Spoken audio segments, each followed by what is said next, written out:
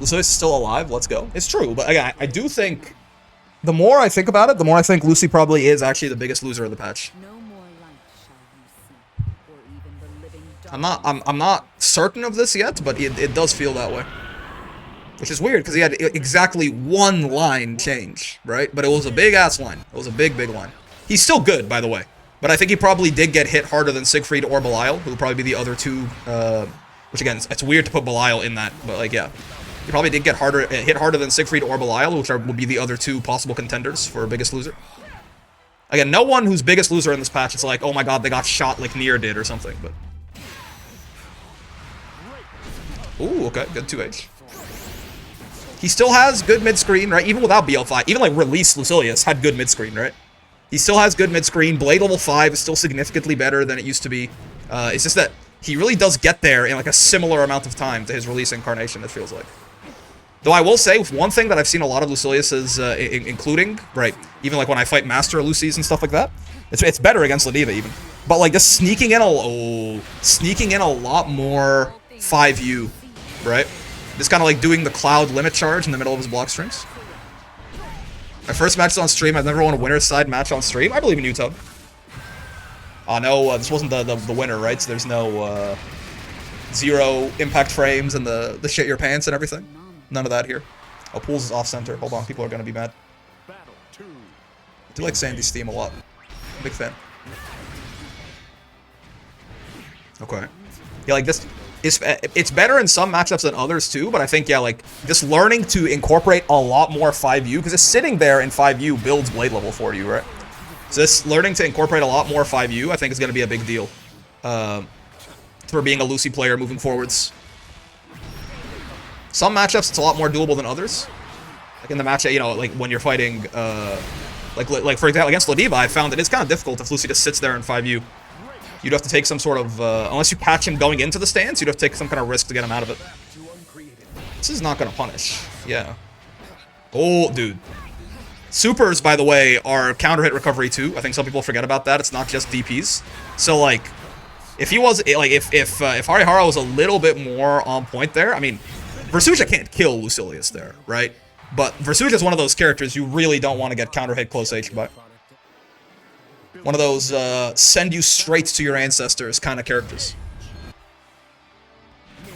So a bit of a risk there. But UDPs are unchanged? Correct, yeah.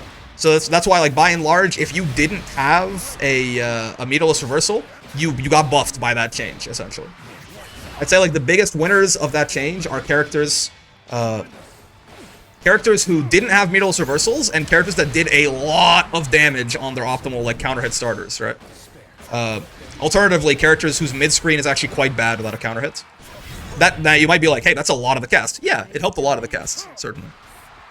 Peeps like Zoe, yeah, like Zoe is an example of a character who, like, it's not like her optimal is like crazy, but it's the fact of this person is incredibly she didn't have a meterless reversal before. Yo, Finn Scream, thanks for the prime, man, much appreciated. She didn't have a meterless reversal before, and her mid-screen is significantly better off a counter hit starter than off a normal starter, right? Whereas, like, you know, for a character like Ladiva's, for example, she also didn't have a meterless reversal, and she does a lot of damage off a counter hit close H. But, like, counter hit versus non-counter hit doesn't really, she gets corner to corner essentially anyways, right? So those are kind of the three sort of pillars I think that make you a very big enjoyer of that change. If you did a shit ton of damage off a counter hit close H, if your mid screen is like significantly better off a counter hit versus a regular hit, or if you didn't have a meterless reversal, right? But watching you a lot on YouTube got me into Granblue. I'm happy to hear that, man. It's a good game. More people should play it. Thanks for the support, brother. I appreciate the prime. So we can get 2H out of her UDP. Well, yes, fair. They also made it more punishable in this patch, but yeah. Yeah, Pillar is a bit of a problem there, but see, I was just gonna say, I don't think Pillar is a good move. Like, I don't think using the Pillar like that is a good move. What is Evo's best counter hit starter? Is it still 2H? No, close H for sure. I mean, like, her highest damage combos come off of counter hit close H, where you can get a second close H out of it. In the corner, at least.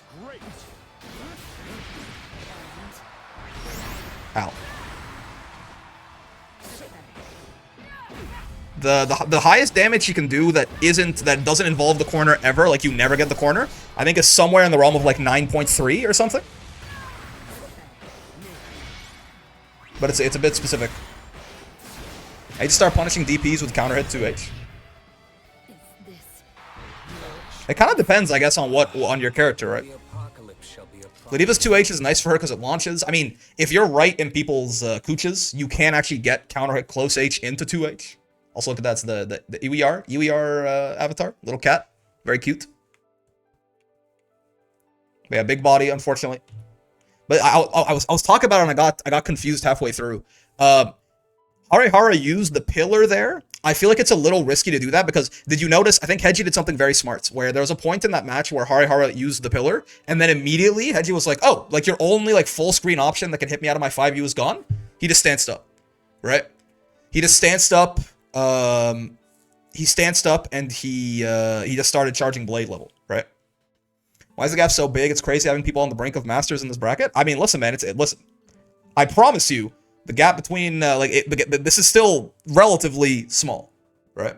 I find your channel in Discord, Grand Blue Community. I played the game today for the first time. It's my first fighting game ever. I feel a bit overwhelmed, so I hope to get decent soon. I'll follow your uploads for sure. Yeah, I'm glad to hear it, man. And don't worry too much about like how good you get, how fast. As long as you're having a good time, you'll be fine.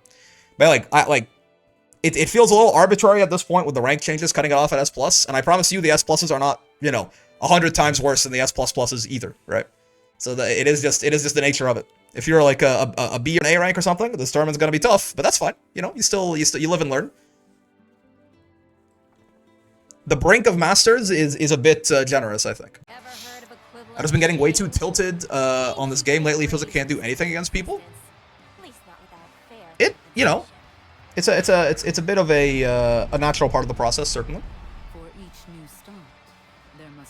If you can't find people like closer to your skill level to play with, then it's gonna be tough.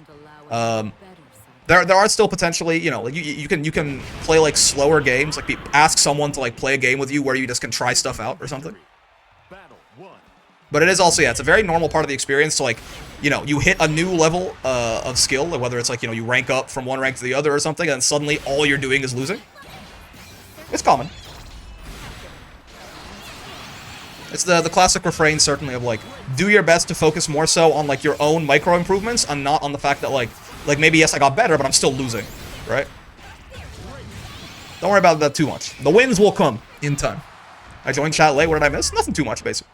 Just talking about the classic ranked experience of like feeling like there's some people who just absolutely beat the shit out of you. Ow. Ow. Ow. I have 600 gems, but I still have a 45% win rate. What's mine? I wonder. I don't think I've gotten above 50 either. Probably. I've been winning more often recently, but historically, I think I had like a 45% win rate or something. The ranked experience is ass. I can't stand it. I don't know about all that. I think it definitely like most things where you're trying to improve, it'll definitely test you a little bit though. Your patience, your consistency, your mental.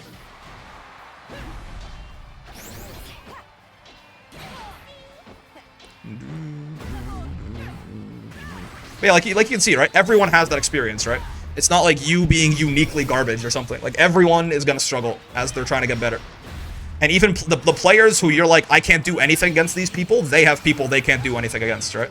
There's always the bigger fish. It's the general rule in not just fighting games, but like in anything you're trying to get better at.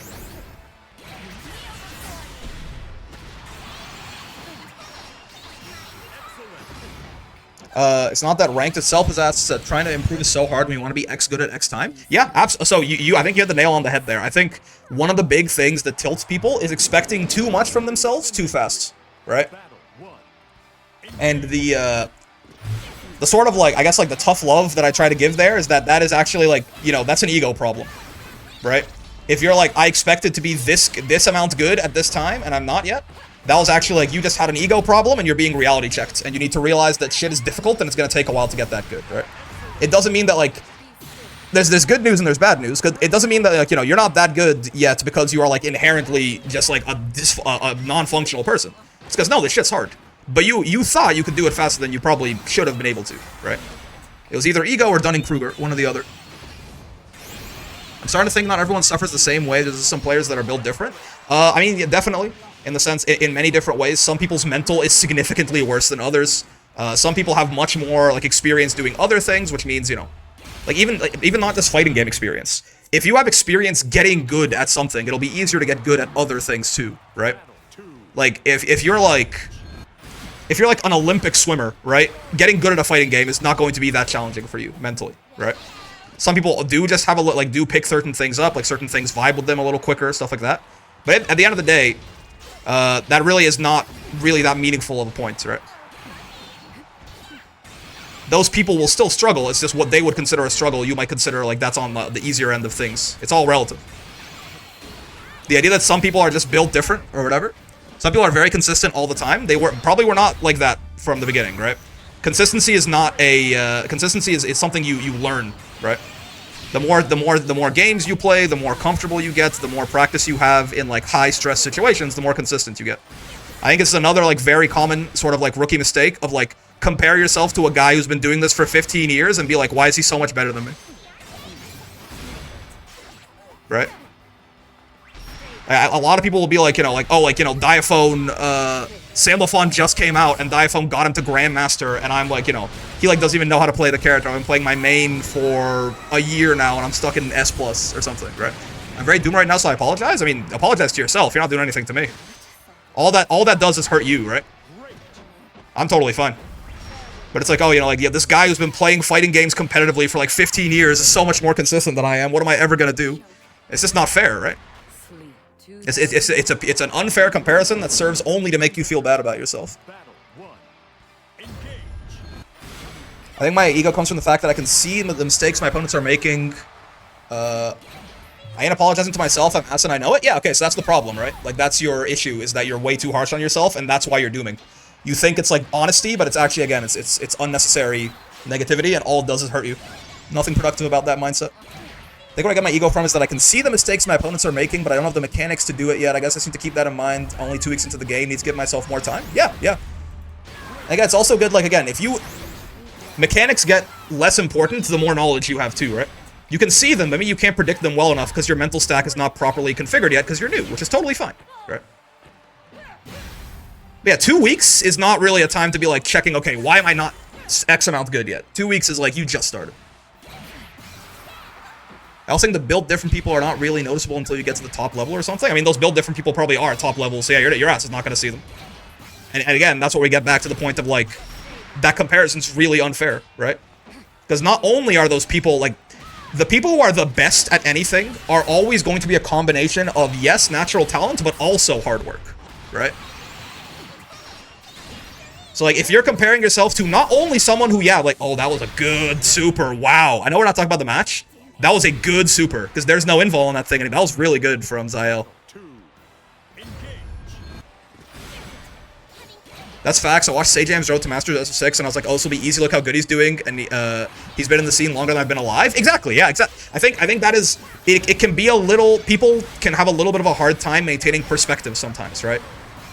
Some of y'all motherfuckers in my chat genuinely, you know, like, yeah, a guy like Sajam is, like, he's not a competitive player, but he's very good at fighting games. He has, like, he's very good at picking up new fighting games, too, because he has, like, it's, like, half of what he spent doing on his YouTube channel for all of, like, COVID, right? Is he just picked up a new fighting game and tried to get good at it.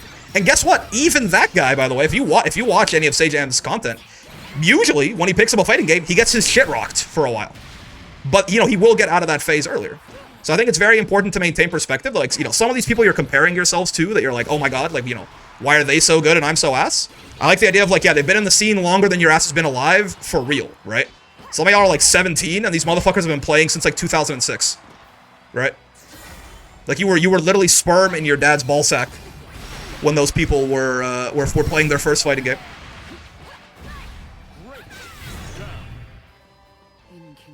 Whenever I see people like this, I tell them to watch Haikyuu. Yeah, sports anime are just good. It's good for the soul, man. Some of y'all need to watch more sports anime. Some Blue Box, some Haikyuu. I don't fucking know, man. Some Slam Dunk. Some Prince of Tennis. You guys really, like, sports anime are like a, you know, you just need to explore these concepts in more detail. Ping Pong, the animation, yeah. Kuroko no Basket? I've not seen it, but it looks cool as fuck. Can you DQ Jay Redgrave? He hasn't appeared? Yeah, I will. Sorry about that, Calmy. I will do. 22 minutes is definitely too long. This conversation reminds me of someone learning French, disheartened that they were at the level of a 7-year-old and needing to be reminded that a 7-year-old to learn French for all 7 years they lived. Yeah. I mean, so the reality of the matter is comparison is the thief of joy, right? Like, it's easy to be like, don't compare yourself to like professional fighting game players, but even like a guy maybe who like you and someone else were at the same skill level and then they grew faster than you did, and you're like mad at that, right? Again, like, comparison is the thief of joy. Focus on your own, like, keep your eyes on your own paper, right? Don't worry about what I'm doing, just chase a bag and you'll be fine. Right? Don't worry about the people you're better than. Don't worry about the people you're worse than. Worry about your own journey and only look to others to see perhaps if you can learn anything from them or if you can help them out. Otherwise, don't worry about it too much, man. You'll be fine. Just had my brain ripped out by a Yule named Levelfair. Goddamn. I love fighting games, just don't have the time or energy to dedicate the effort to learning them properly. There's no properly, man. At the end of the day, if you play them and you have fun, you are winning. That's all it is. If you don't have the time to, like, grind super hard, like, when you play them, you have a good time, and someone else is way better than you but hates their life when they're on ranked, you are winning and they are losing. That's the problem. I am focused on my own journey and it's ass. Nope, because for it to be ass, you have to be comparing it to someone, which means you're focusing on someone else, which means you're lying to both yourself and me. Don't fuck with me, Dirter. I got too caught up in just, in waxing poetic. Also, Bobby Rattler, thank you for the follow. Great name, by the way. Oh god. Abel versus 2B. Who will... Oh my god. Who will win? Deus or... This is Roxas, right? Yeah. Deus or Roxas. 2 minutes. Go. Spitting factual wisdom takes a lot of brain power. The point is, like, you know... I suppose... If I had to phrase it in the bluntest way possible, right? The idea that, like, oh man, doing this thing is hard and that's ass. The bluntest way that I could possibly say it is like, yeah, like, fucking deal with it, right? Like, grow up. Like, yes, do it. Like, getting good at anything is going to be difficult. And if you're like, man, this is difficult, so I don't find it fun, then stop doing it if you don't care that much. Or if you do care and it's difficult, then, you know, fucking get through it, man. Like, you know, dust yourself off, rub some dirt in it, and fucking keep up. Sitting there and just being like, man, I'm so bad and I'll never get better is neither productive nor, I mean, admirable either, right? If you're not enjoying doing it, stop doing it. But if you care enough that you're willing to push through some, then, you know, just being like, man, this shit is horrible. Yeah, okay, it's tough. Learning things is a struggle. Well, we all established that. You are not special. You're not experiencing that alone. Everyone is struggling. Get through it and you'll be fine. Sorry if it gets repetitive to ask these. What are the use cases of each of Abel's wings? The special itself, not the follow-ups. I believe they're different, like, they're different startup speeds and heights, right? I think L flight goes the lowest, M flight goes higher, right, but it's a little slower. H flight gives you, like, the crazy follow-ups, and U flight is a teleport. I'm not an Abel expert, but I believe that's correct. You forgot to change names on top? Oh my god, I did. Thank you. Deus and Roxas. Roxas taking game 1. Thank you. Believe in victory. Battle 1. Engage. L flight's the fastest, M flight's for setups, and H flight for straight damage. Thank you, Faith. Yeah. Okay, so I was about right. Resident Abel main. U flight is a combo ender. I guess it could be like a weird anti-zoning tool potentially too. Ow. Did I go into the middle of a lock in speech? How's it going? Yeah. And I don't mean to be like, by the way, like, I don't mean to be like, I know it sounds a little harsh. I don't mean to be harsh necessarily. I think it's just when people are being a little too harsh on themselves, I sometimes find kind of weirdly being like being soft does not really work, right? When people are being way too harsh on themselves, if you just say something like soft and understanding, they just kind of sulk a little bit. Sometimes you gotta like headbutt a dude to wake him up.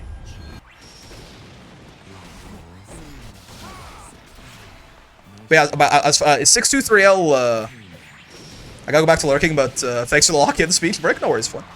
Wait, Shatter, is 623 Kag's spears, by the way? Because M is a lot less, the recovery is a lot lower, you can combo off it. Like Tanjiro with Muichiro? Yeah. I went from fight games to art. Art is much easier to chill with, no built-in competitiveness. I mean, you know, you say that, you can find competitiveness in anything or do anything chill, right? I know some people, like, art can definitely be competitive, right?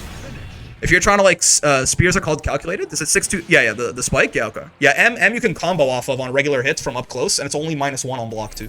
I think they also push you in different directions. M pushes you towards Kag, and L pushes you away from Kag, I think. But no, arts can be competitive, man. Art can definitely be competitive. Right? You can like certainly, you know, if you're like maybe you're trying to make art into a living, right? You want to like go to a convention and sell your shit, there's limited spots, man. Art can be competitive, fighting games are competitive? Nope. Fighting games are not inherently competitive either. I mean, you can play them goofy, you can play them single player, you can play them with your friends with like no, you know, just like goofing around with fucking handicaps on and shit. Nothing is inherently competitive. We ascribe things to that, right? You can play fighting games completely casually, you can be an artist incredibly competitively. People just care more about the competitive side of fighting games as a whole, but nothing's inherently competitive. That's a perspective issue, I think. Exactly, yeah, you can... Dude, some people just make fucking, like, they play Street Fighter 6, they just make the goddamn, like, what's it called? They make, like, the creator characters, and they just, like, make their fucking weird, like, super long-limbed bullshit or something.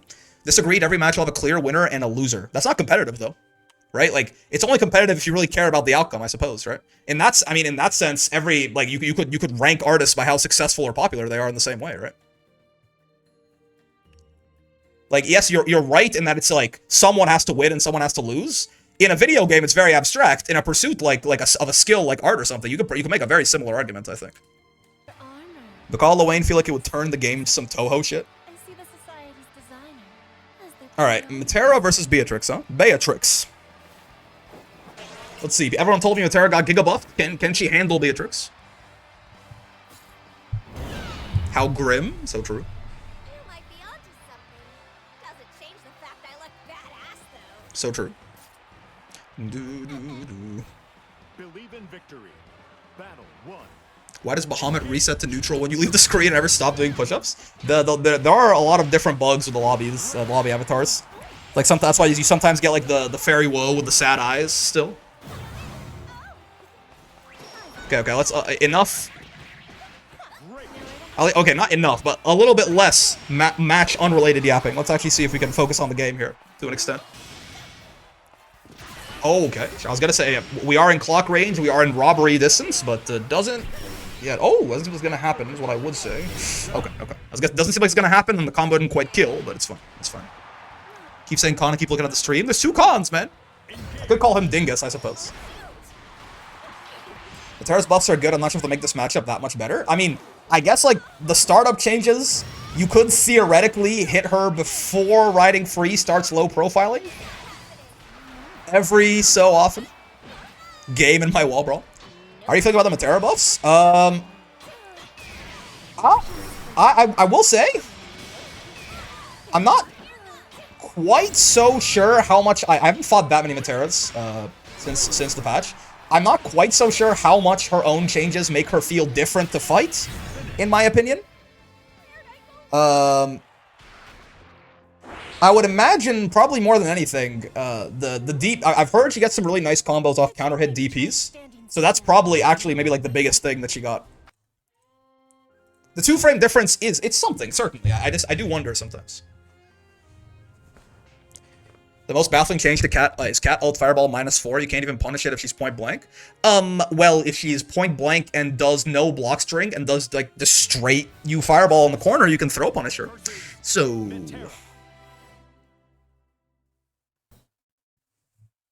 But yeah, the idea is, yeah, I think it's so she can't just, nope. Wait, if she, I thought I tried that. If the pushback on block, even like not out of a block string. Metera always been a high tier unit. I don't think Metera has ever been a high tier. Maybe in vanilla? I don't think Metera has ever been high tier. Even now, I don't know that I quite buy that. She's better, probably, than she's ever been in Rising at this point. Wasn't it +2 before? Yeah. No, Hippo was talking about me with what I said about the throw punish. You're right, Faith. I get it. It probably is.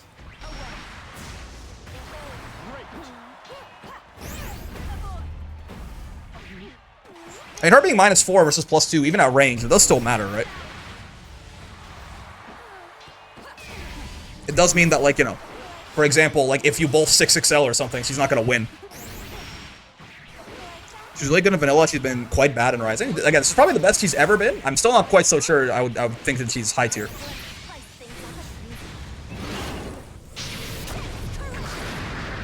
Okay. You can ride under low arrow, right? I'm so thankful for Vicala 214L. Yeah. Her low arrow doesn't stop rolls, I don't think.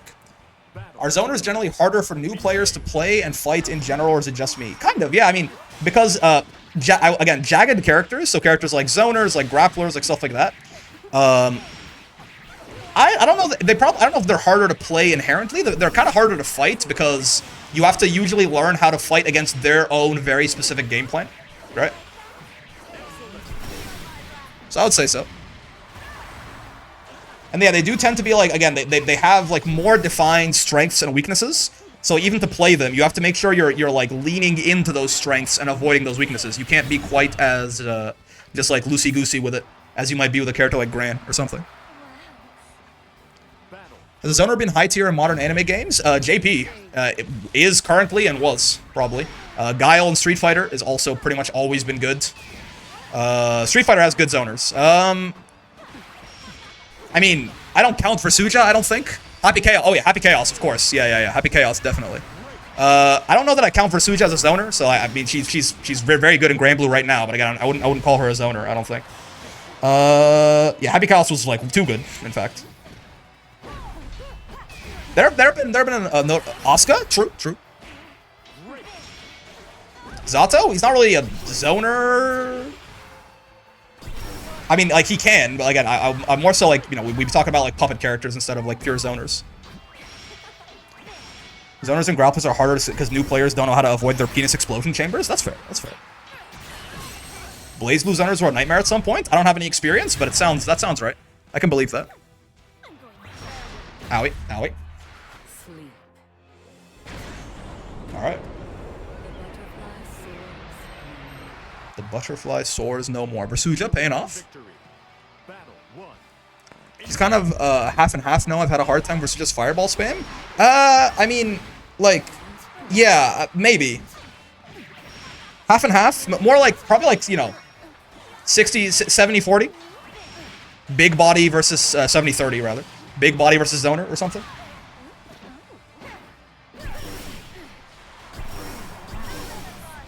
Yeah, like pure zoners in this game are probably only Metera, Fairy, and Vikal. Like even someone like Vane, I don't know that I would fully categorize, or like Eustace or something, or Uno. Ow. Sure. Caught him mashing on Wake Up. I wonder what that was about. It's a very dangerous place to mash it.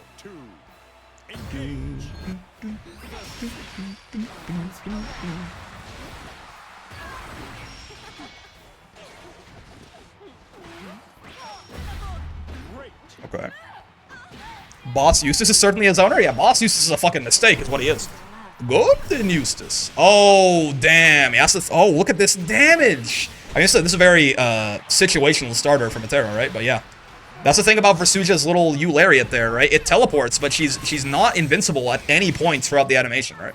So you actually, if you do get some lucky timing there, or a good preemption, you can fully interact it. Not situation with counter hit DPs. True, yeah.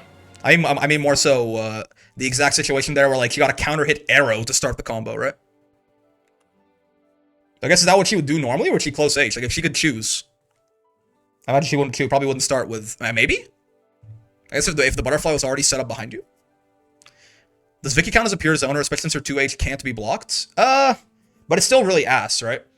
Like the difference between like Metera and Fairy have much larger 2Hs than Vikala, right? But their 2Hs are air blockable. Vikala's is tiny, but it's air unblockable. Zoners in general, they try to give him pretty shit anti-airs or like resource-intensive anti-airs as a weakness in this game. Think about the fact that like Vane is playable.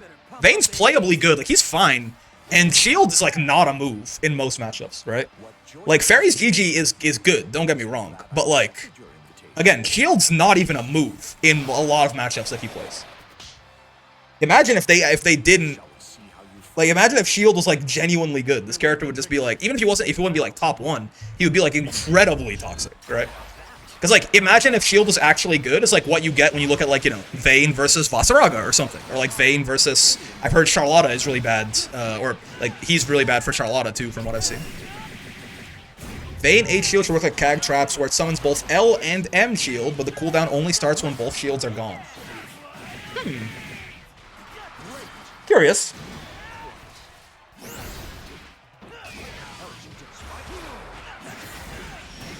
If they made shield good, they have to touch his giant swipes? Yeah, yeah. Like, something about him would have to be, like, significantly different. How unfortunate.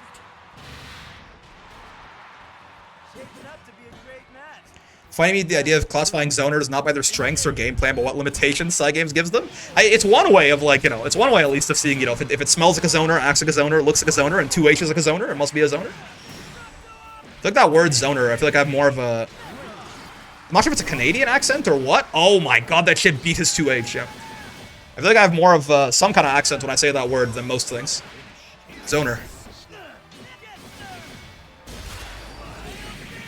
Vane is ass? I don't know that I agree with that. I think he's fine.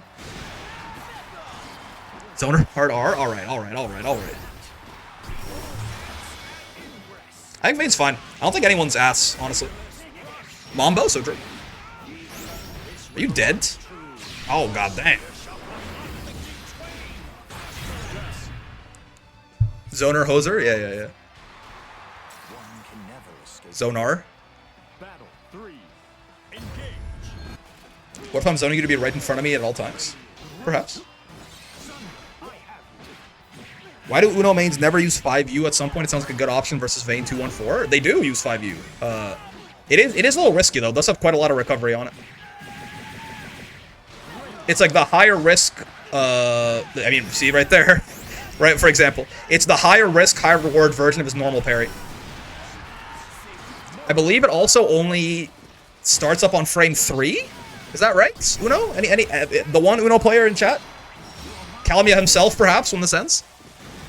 And it's now counter hit on recovery? Yeah. 5? Okay, yeah, but it's not frame 1. But yeah, they use it a lot as an anti-anti-air is what I've found, certainly, because you can't parry in the air normally. Oh, okay. How futile. What the 2U into 2H? Okay, that was good. Calmia's playing a serial killer, man. 2U into 2H? What are we doing? As like, you know, okay.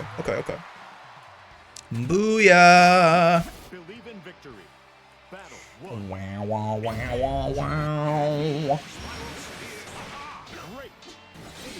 Yeah, Uno far H is an interesting button, right?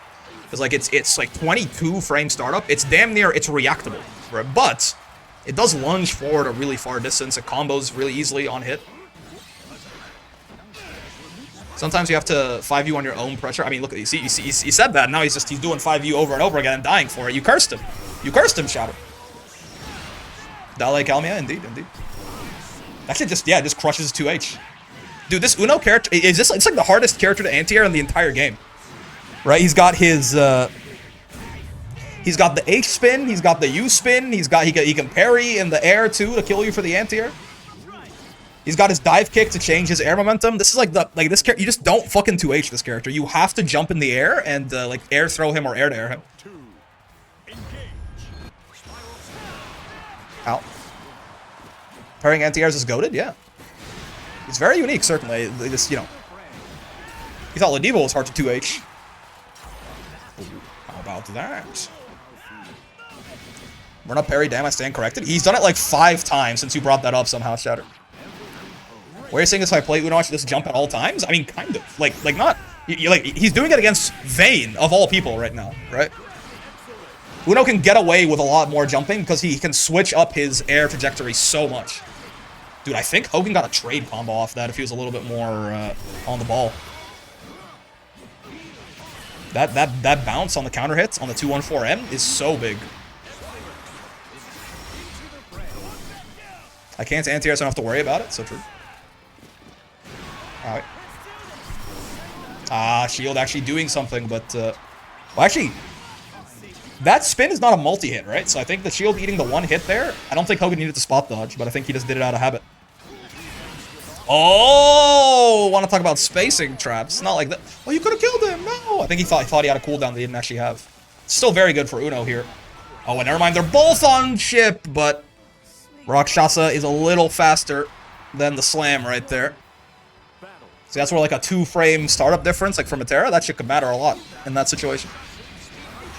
Air throw is the answer against Uno, and characters with a good air stall, like install Vero or 2B? Yes, indeed. You gotta meet them in the air. In Uno's case, air throw especially, because like even if you air to air him, you can parry the air to air and get a combo off that shit too. Like at least Vera, you can air to air her with like normals, but with Uno, you really want to get up there and air throw him.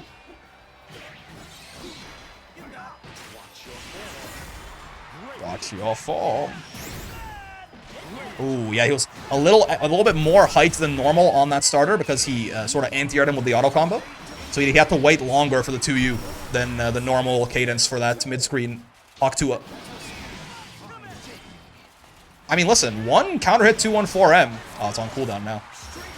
I was gonna say one counter hit 214M and Hogan could win this, but gets poked out through his shield there. Spiraling Spear. Huzzah! Believe in victory. I face when I jump versus Vane and I get erased from this dimension, indeed.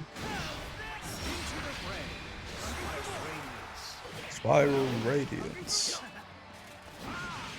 Regular shield gets to be weak versus most characters, so Vane can keep his Aegis Reflector pressure. Yeah, I mean, U-Shield is a fucking menace of a move. Like that's got to be one of the biggest differences in like usefulness between like the non-U versions of a move and the U versions of a move, right?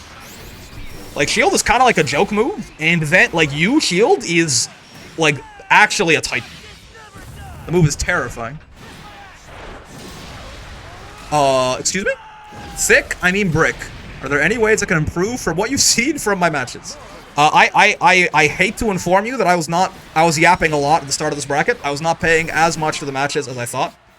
The one thing that I did catch was like, I'm not sure if it's like a good thing you did or a bad thing you did, but it was at least something that I noticed. Thick SPD, I suppose. I was gonna say, I think you have to be very careful when you use H-Pillar against Lucy. Thick, I mean brick, insane start to a message. Yep. Because the threat of you having H-Pillar makes it so he doesn't just sit there and 5U, right? So if you use it in neutral like that, you did that against, I think it was Hedgie, right? You did that against Hedgie, and he immediately started, as soon as the H-Pillar was on cooldown and he blocked it, he just sat there and 5U and got like 2 blade levels. So I would be like, with Versusia in general, I think when you use your H-Pillar in different matchups, but kind of like universally, seems to be very important. Dude, he's dead. Not the Vane space program. Oh, Octua, dude. He could have been fucking dead there, I think. Oh ho. The U spin did not beat the 2H that time. Kiss My Axe is such a good line. Battle 3. Do, do, do, do, do, do, do, do. How about that? Funniest line they came up with in this game was having bots yell, "Now we fight," versus while he's doing 5U because God is it accurate? Yeah. Like now the real battle begins. How would the tier list look if BC didn't exist? At this point, BC is still very good, but I don't know that BC is like. It would have an effect. It wouldn't have as big of an effect now as it would have if you asked me this question before Season 2. I'd have to think about it. It's not a question I could just answer. I give you like a fake, like nothing answer I didn't think about, but.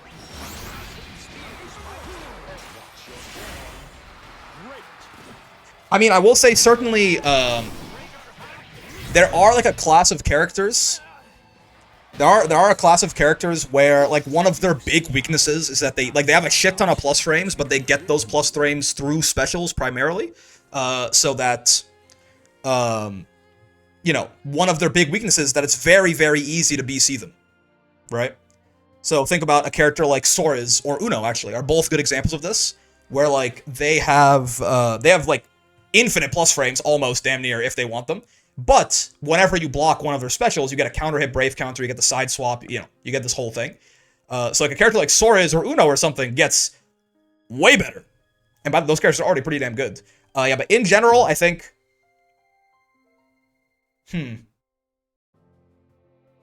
it probably does, like, Brave counter for all of the hate that goes towards it, I think even still to an extent, though people are a lot more cool with it now. I think it probably does, like, separate the tier list more.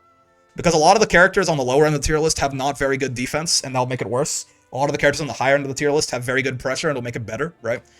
So, like, you know, the gap between a character like, I don't know, man, like Vane, and, like, a character like Seox or something certainly gets bigger if BC doesn't exist at all. Yeah. I tell you, I tell you what, there's certain there's some characters as well that listen, that Lodiva character gets even better, I think, if BC. Oh, yeah, probably, yeah. Time for the bloodbath, indeed, yes. Like some people think you should make 6XL like -2. I'm like like I see the vision. It's not like it has to be there, but if you have a far L that consistently combos off even max range 6XL, your character is cooking. It's true. Make it even? I'm okay with it being plus, man. If you want to make it have like 35 recovery frames instead of 25, that seems reasonable. At that point, if you just throw it out willy-nilly, you do just like fucking die. Seems fair. It being plus is kind of like You're being far too generous with this old man. yeah, I don't think I want to nerf offensive options too hard, basically. I'm very okay with nerfing BC. I'm very okay with nerfing DPs. I don't think I want to nerf like the thing that makes people engage that hard.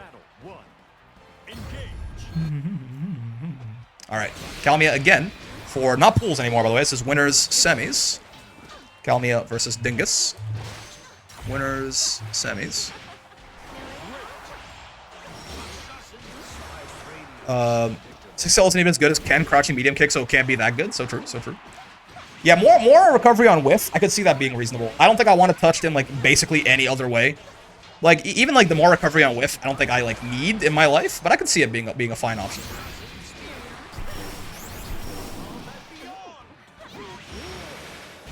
Owie. Fearless thrust.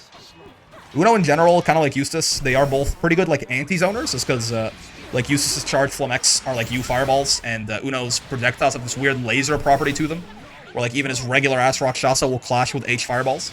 It's kind of fucked up if you think about it. Yeah, that U parry is also a pretty decent anti-zoning tool too, but I couldn't deter you. if they nerf 6XL, why would Eyes of a column main run of the opponents ever unless the opponent had a giant life lead? Yeah, I mean, and listen, in some games, that's how it is. In some games, like, there's nothing wrong with that.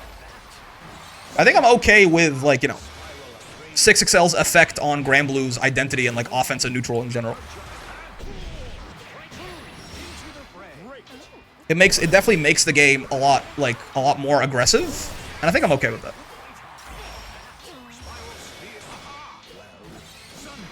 Sunder. What the?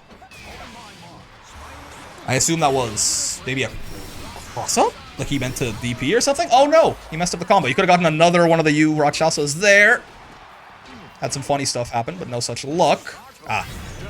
Grabs her right out of the hop. Nice.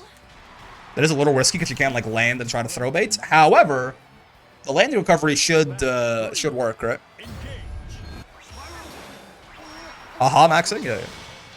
Like the thing where like, for I think it's 3 frames after, I forget, I used to know this number off the top of my head, I've forgotten it now. I think it's 3 frames after you land, you can only spot dodge, roll, or block, none of which will beat throw. I'm okay with 6XL, I just want a BC nerf, so I'm happy with the game, yeah.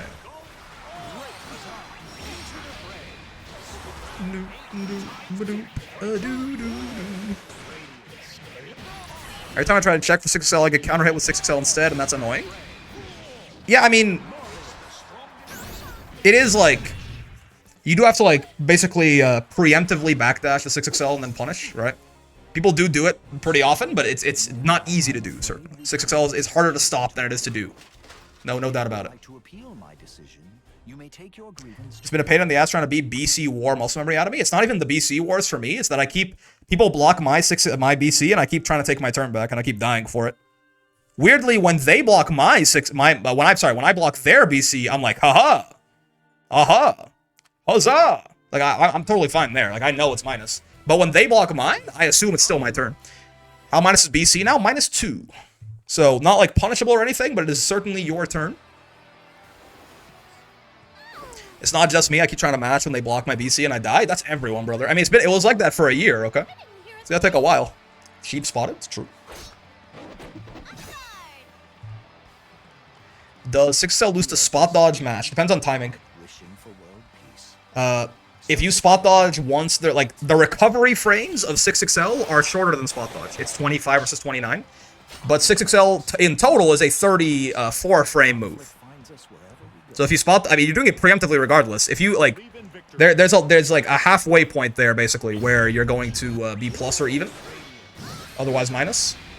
The best answer to 6XL is not usually preemptive spot dodge, it's preemptive backdash. Backdash in the range where they might want a 6XL. Backdash is like an 18 frame animation. Most often, if you backdash a 6XL, you can punish them with a far M or something pretty easily for most characters. Spot dodging can work, but again, spot dodging is always, you know, you can always be plus a billion if you spot dodge, depending on the timing of it. But it's finicky based on timing. Damn. Bonked. You're too good. My 6Ls get spot dodge very consistently. You're probably being a little too predictable with them then. It works, certainly.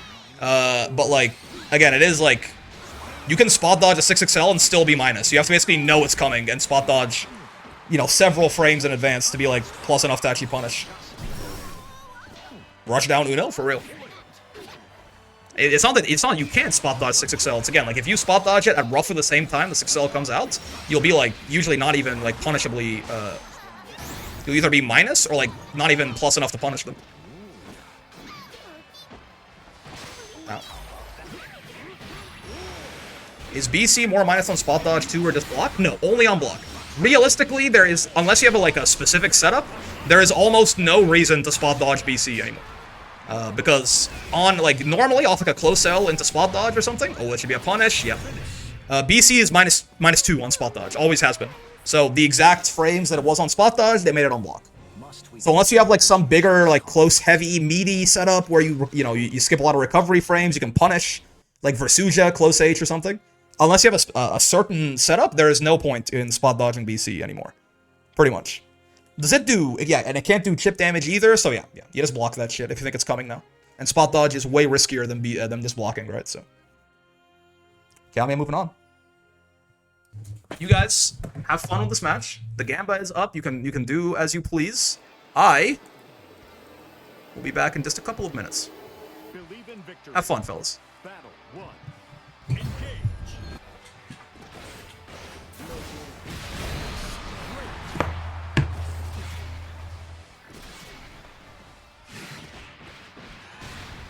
Great.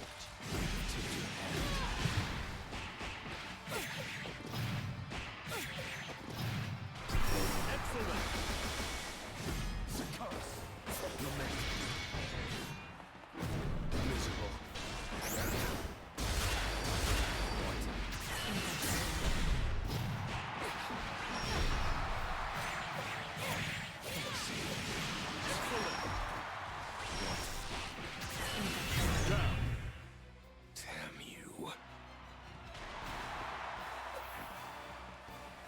Battle 2.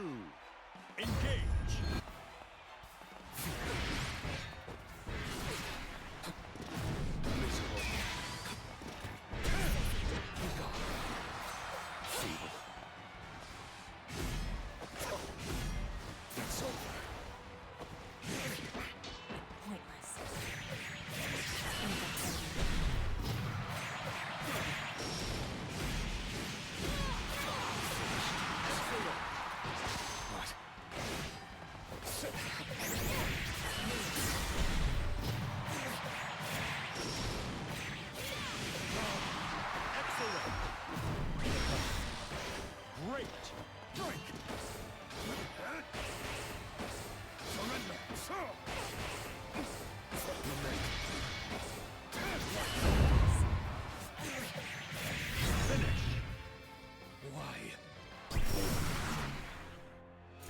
Hello.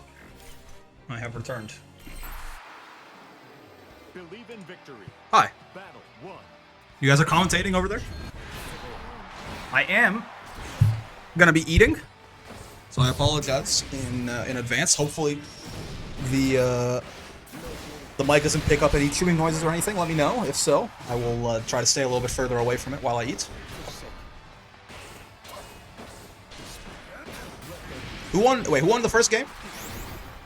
I came back like right as it was ending. Was it Roxas?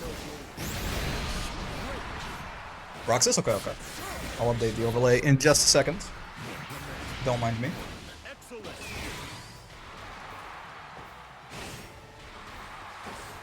What's going on, Dahlia? I'm doing well. How are you?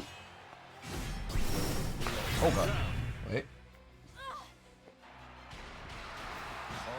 Breakfast ASMR, indeed. Battle 2. Beep, beep, boop, beep, boop.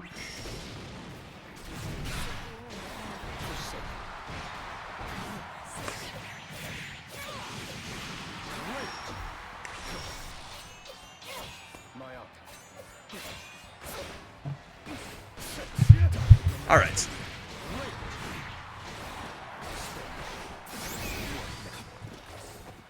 Game 1, Roxas.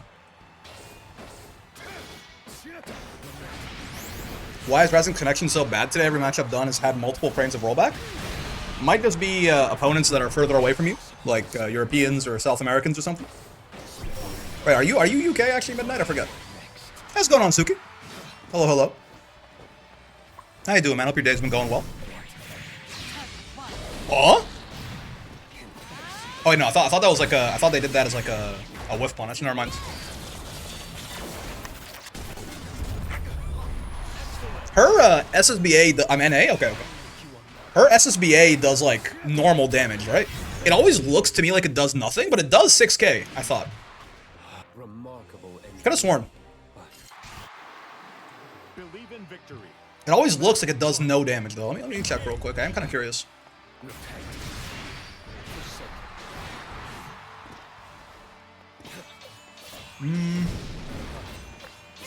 1800 plus 360 times 4, that's 1440, so that's fucking 3240.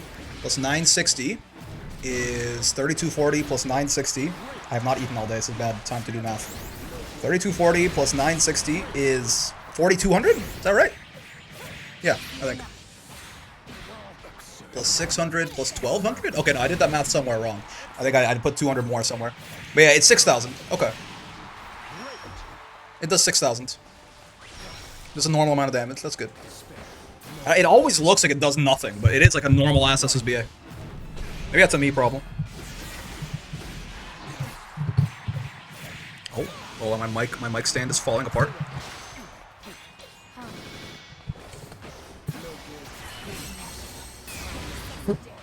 Oh, he's bro's on chip with no brave points, no nothing, but it doesn't matter.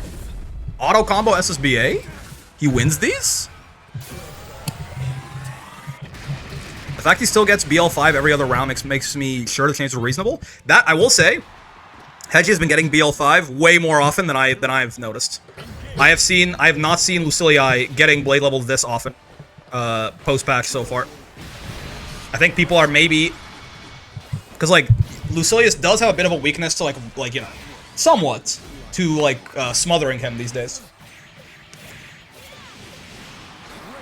So I think people are maybe being a little too patient with Hedgie here. Nerd. You know, Typhoon, Hurt Typhoon, thank you for the follow. Maybe 2B does a lot of small hits, so it's always super scaled. SSBAs do have minimum scaling, though. They can't do less than half damage. Which, by the time you do it in any combo, it always pretty much is there. Has there still not been a Grim yet? I don't think there will be in our top 8. I don't believe so. How? But yeah, in the open wall brawl last week, it felt more so like Lucy only got BL5. Basically, if he was winning around so hard that they were, oh my god. If they were winning so hard that the opponent was dead by the time they got it, or if the round went, like, really long. You're not kidding about Ladiva annihilating lower-ranking players? You know? Ladiva's biggest weakness is bad neutral. It's something that people are not going to be very good at exploiting until, like, at least S++, in my experience, even higher, right? Because people just don't have good neutral for, like, most of the games, most of, like, the latter of the game, right? Beatrix. The two dumbest characters in Grand Blue face off. Not even gameplay-wise, just, like, lore-wise, to my understanding. Like, you know, dumb in, like, a we love them way. Believe in victory. Battle 1. Engage. Dumb in, like, an endearing way, mayhaps. Good spot dodge on the Thunderbirds. Sandy calls B's coffee choice a crime, which is a problem, because, like, B's coffee choice is my coffee choice. It's, like, a bunch of, like, cream and sugar and stuff like that. I'm a baby, dude. Me and Sandalphon would not get along. I'm sorry.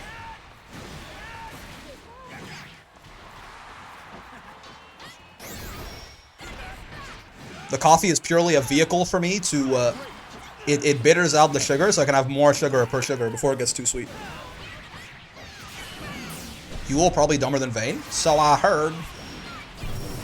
Dumb, affectionate? Yeah.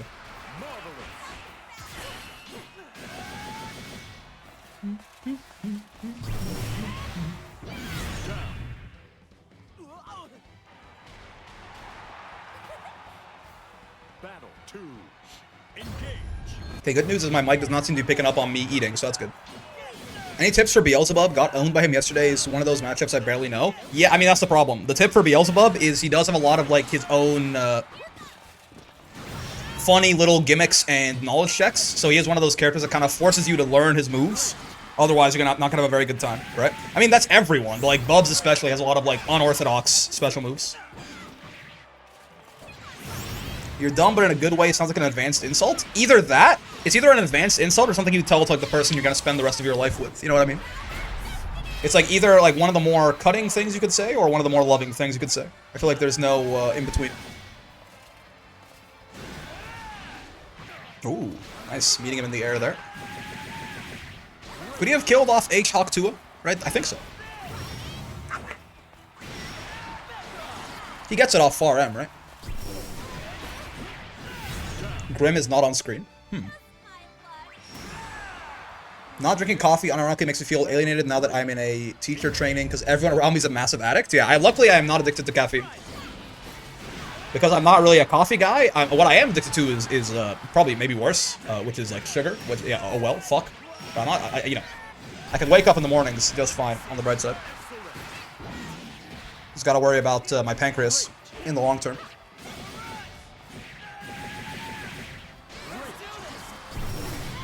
Ooh, this should be a kill, right?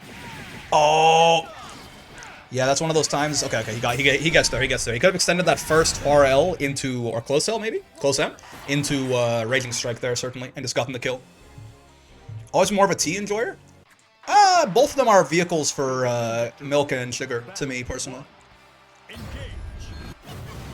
I like both though when they're adulterated.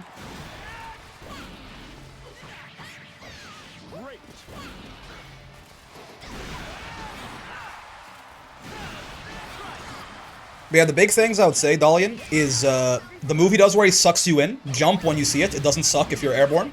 His teleport, unless he has a knockdown, is incredibly fake and minus. If you see him teleport in neutral, beat him up. He has a command grab super, so watch out for that. And honestly, yeah, for now, I'd say when he's in the air, disrespect him. Yeah, because he has a dive kick that's very hard to stop. Unless you really, you have some, like, you can air throw it or do some crazy shit like that. A lot of these U riding freeze being let loose here, but Hogan does miss the punish on that.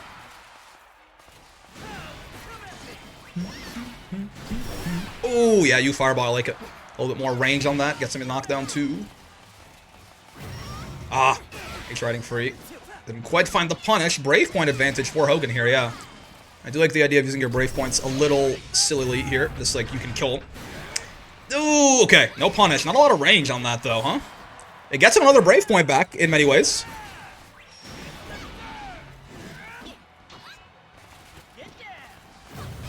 Ooh, oh, that was really risky. That follow-up is like minus 15 if blocked.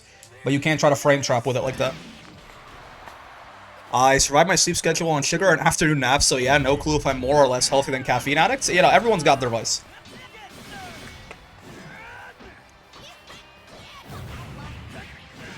One of the biggest things Self need to improve, stop doing those punishable ultimates, but it was hard because flashy blue screen and big damage numbers give a lot of dopamine. Yep.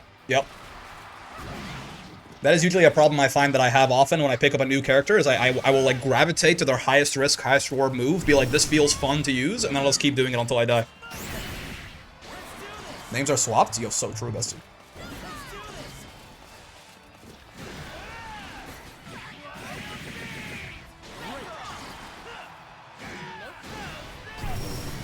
Oh, wow!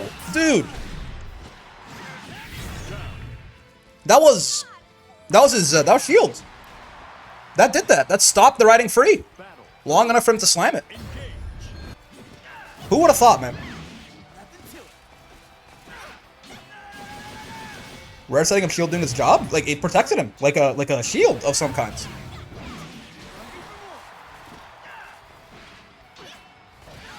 Me with you, bionic arm? Yeah, exactly.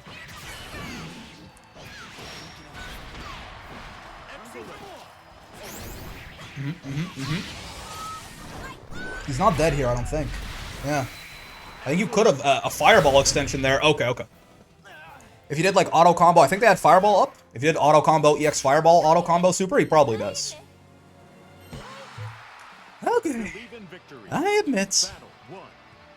Vane Beatrix 10-0 matchup? I mean, kind of. Vane, the new top 1? I mean, Beatrix did just win that, right? It is the rule, exclamation mark top 1. So Beatrix is currently top 1.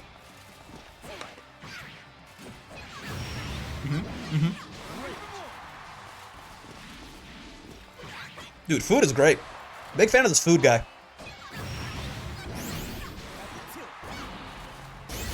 Ooh, nice throw. No back throw, but okay. Those throws really are what you want to do whenever you see a clash like that. Oh, dude, she dead. Octua. Surely you can end in super there and do more damage, right? If you beat the top 1, you become the top 1. That's how it works. It's honestly even stupider than that. Even if the top 1 is nowhere on screen, if you are the last character I saw win something, you're now top 1.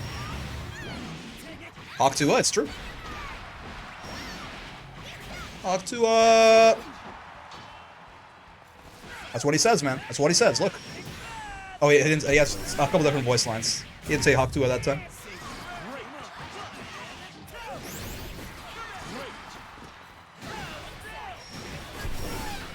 Make me look foolish, Vane.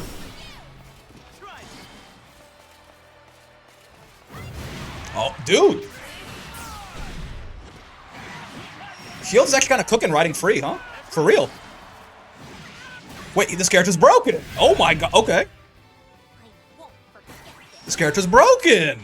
God damn, okay, okay. I see you, Hogan. That's a society donut? A society donut? Huh? Oh, the one she pulls out of her butt, right? Yeah. Yo? Dr. Kag? Cutology 101? Cutology. Chance of getting in? Give it a shot! But you're already cute. I'm frame. Believe in victory. I'm from a stream Hedgie's doing, and he suggested that we follow you, but I'm heading back to Hedgie. Take care. Oh, yeah, sure. No worries, man. Shout out, Hedgie. Have fun. Ow, ow, ow. Ow, wow, wow.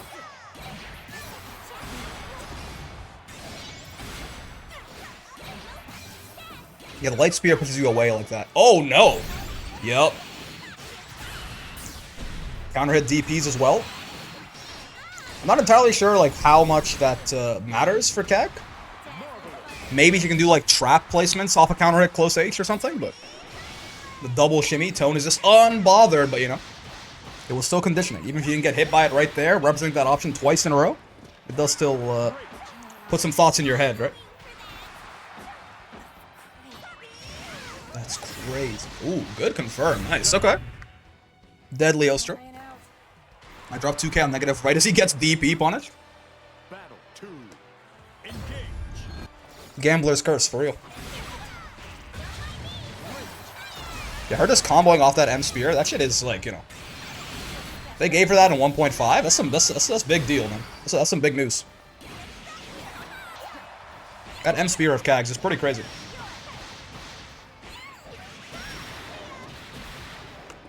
He can do 2H counter hit into M traps on rising DPs like Jita. Oh. Oh, nice. No conversion, sure.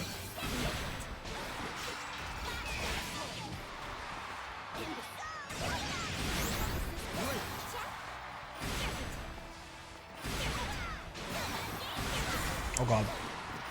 Oh god! Yeah, just getting kind of... Sometimes it can be hard to just get past the spikes. You can spot dodge them, right? But yeah, again, that M spear is only -1 on block now, right? So you can't just kind of keep doing it over and over and over again at distance.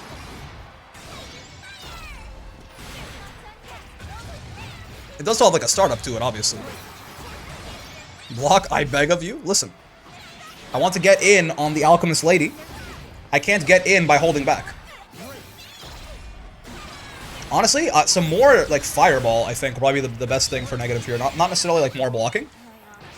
Like, use some of that meter, use that U Fireball or something to close the distance on Kag, I think would help a lot. Listen up, Believe in victory. What does Kag tell her? One. Something about how she has to maximize the appeal of her miniskirt or something? I'm not entirely sure how, like, old Jita is supposed to be, but, you know. Kag is talking about cuteness. It's a different thing. Probably, hopefully. Ah, she can do traps off the counter at close H. That's the big difference maker. 15 or some shit? Yeah, okay. Listen, Kag's talking about cuteness. It's a different thing, right? Right, Kag? Right, Kag? I think it is like 16, 15. Yeah, okay. So, it's okay. I'm sure Kag, you know, he's got, you guys, you know, pure of mind, certainly. I didn't pay $60 to block, bro. I paid like $90 Canadian for this shit. And the DLC. God damn. My ass definitely did not pay like... Probably like fucking 150 Canadian total or something. My ass did not pay 150 Canadian to block. Now listen. 150 Canadian may or may not be like $3 US, but it still matters to me. She is very gorgeous to me. My Canadian dollar. Technically, she's way older than that, but let's not go too deep in Kag's story. No, not Kag. We're talking about Jita. Yeah, Kag is the classic, like, she may look like a 13-year-old girl, Your Honor, but I promise it's actually a billion-year-old powerful alchemist who keeps swapping bodies and... yeah, I get it. I'm not talking about Kag, I'm talking about Jita. Kag is very much the anime classic, certainly. As a zoner, I wish that far age was on my character. It's true. It's a damn good far age. Battle 3. Engage. Ooh, good 6XM. Okay.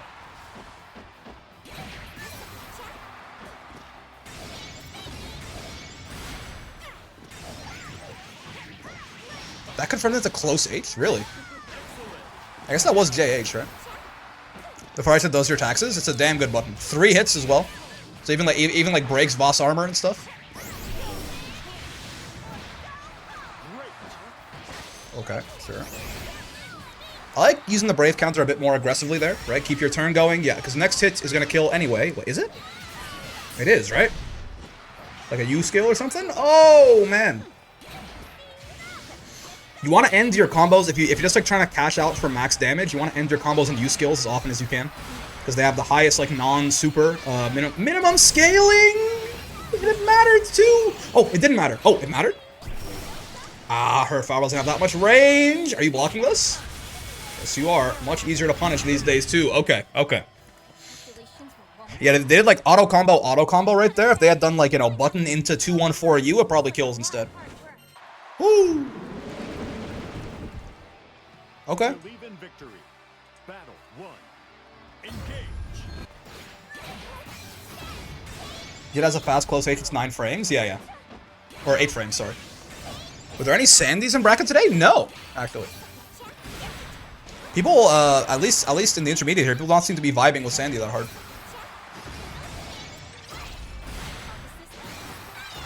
I wonder if he's too Shoto-like for some people.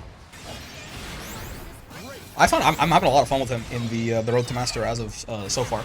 Obviously, you know, I'm never gonna not main Ladiva, but I'll be on Sandy tomorrow. Nice. I'm going back to Abel. Fair. Let's go negative. Is this your son, Salts? No Sandy, Megamind? Yeah. Oopsie. Okay. Good far H. Not a crazy confirm off of it. I mean, this is a one-touch potential here. Oh, now definitely. Throwing them out of the corner is a little risky, but what in the... You wouldn't do it a 4th time. Oh, man. Dude, Salts shows up and negative kind of puts on a show. I'm not going to lie. Throw. Delayed shimmy? That's nasty stuff. I'm mad. I'm mad. Like, if I lost that round, I'm pissed. I definitely got throw baited too. I thought they were gonna do a 4th one. I'm not gonna lie to you. I got throw baited. I lost. I'm mad. I'm sending you a picture of your house with your IP address at the subject line. We're not friends anymore. After that. A little bit of hesitation, though, on the anti-air. Player 2, win. Battle 3, engage. Still not sure what I'm doing with Sandy. Yeah, he's a little bit more, he has, like, almost too many options sometimes when you're playing him. It's like, oh god, like, you know, what do I do? Tone-activated rage mode? Maybe, I mean... This is set point. Are you dead? I don't think so. Almost. Not quite. It's a tough round to win, though. Oh my god. Okay. Not quite what they were looking for, I don't think. Matches on what was probably another throw attempt right there. It was quite the round by negative, but Tone is going to take that 2-1. And unfortunately send them out at 7th place. My points? It happens. Alrighty. Winners finals. Hedgie versus Kalmia right here. So this will be a best of 5. Our first best of 5. Let's see. I'm kind of curious. Hedgie has been getting to Blade level 5 on Lucilius. Way more than I've seen recently for like post-patch Lucy. I'm kind of curious as to how it works out for him here. I mean, right now he's just kind of not even really sitting back and playing the waiting game. He's kind of beating up Kalmia. Yeah, that move I think is really the big difference maker, right? Is that 5U right there. He does passively build up BL as long as he sits in that, and as well, obviously, like the follow-ups count as specials. So they build BL when he uses them. For gore. This, I think, is his death, yeah. Oh, wait, never mind. He didn't, yeah, he got the BL5 from the second half, not the first half. So he couldn't get the follow-up. I think he could have killed without Iscariot there, though. I think could have done, like, you know, regular auto combo, Raging Strike, something into super. Gotta admit, I'm already real tired of Sandy. Really? He doesn't have anything, like, too overtly annoying to play against, I feel like. And he's everywhere, but, like, I'm not getting, like, riding freed or some shit. No, no.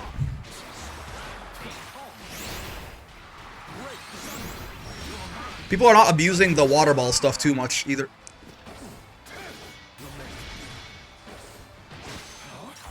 Ooh, nice sweep.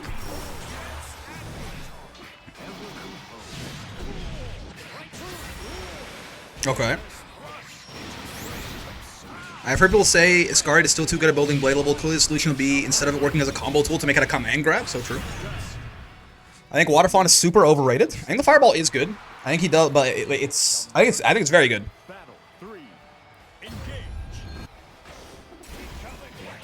I don't think it makes him like ridiculous. Like it's not like, oh, like Water Fawn's ridiculously broken or anything. But I think it probably is the best Fireball. I guess it probably is pretty annoying to get.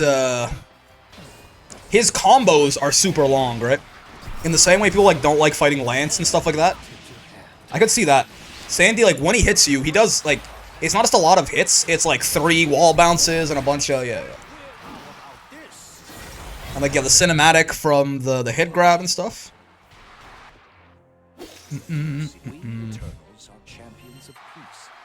There is more counterplay to the Water Fireball than I initially thought. It's still very good, I think.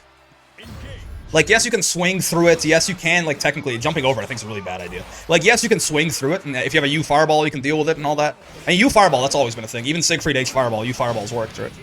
But yeah, you can, like, swing through it, but I think that's also a little riskier than people are giving it credit for, right? Because you have to assume that Sandalphon is standing close enough to the Water Fireball for you to, you know, swing into him like that. It's bad for damage? Yeah. I think it is quite good. And there are some very nice setups with it as well, so.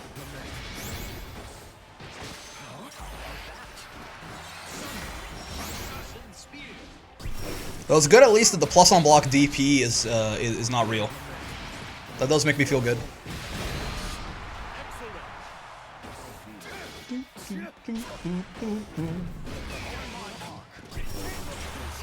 Okay.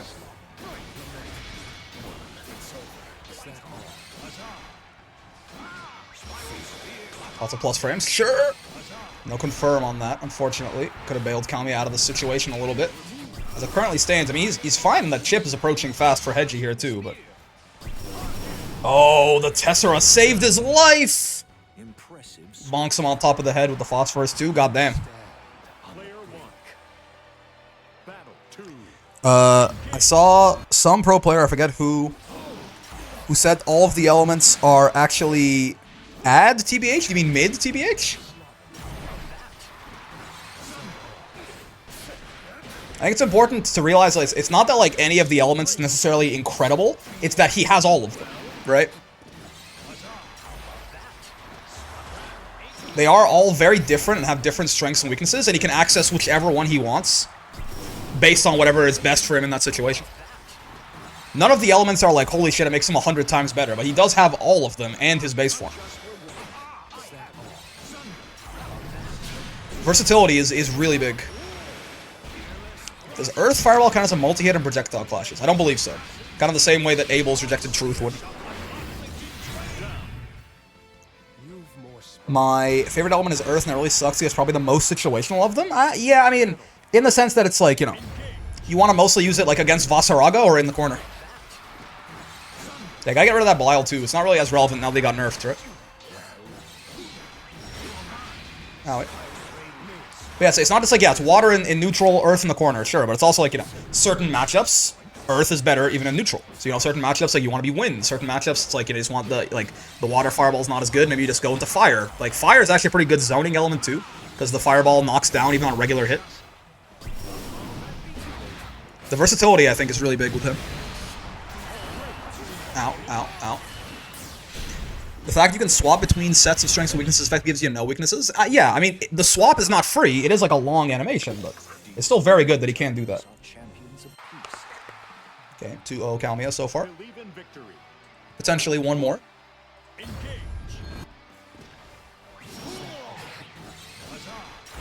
Huzzah. Ooh. My basic Graham Brain just keeps him in base element. He's not bad in base either.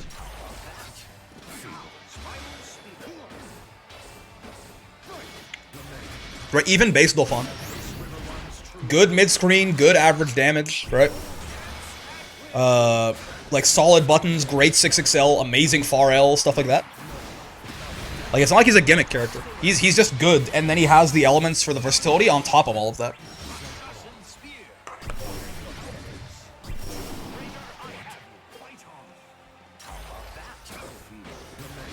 How about that? Fight on. Oh, man. Tried to roll through throw, but was out of range. Just ever so slightly. Heartbreaking. Good 5U, but no conversion. Didn't have Raking Strike to continue it as he might have wanted to, possibly. It's a very nice place to be if you're Lucilius, until about 3 seconds ago. Oh my god.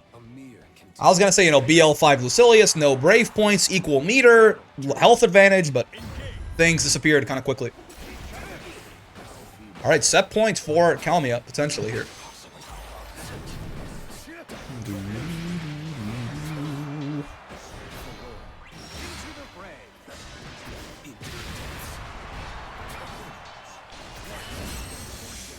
I gotta let him know he can 5U twice there. It's killed me both times I saw it.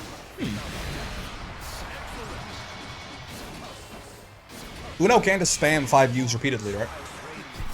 Especially in the air and stuff.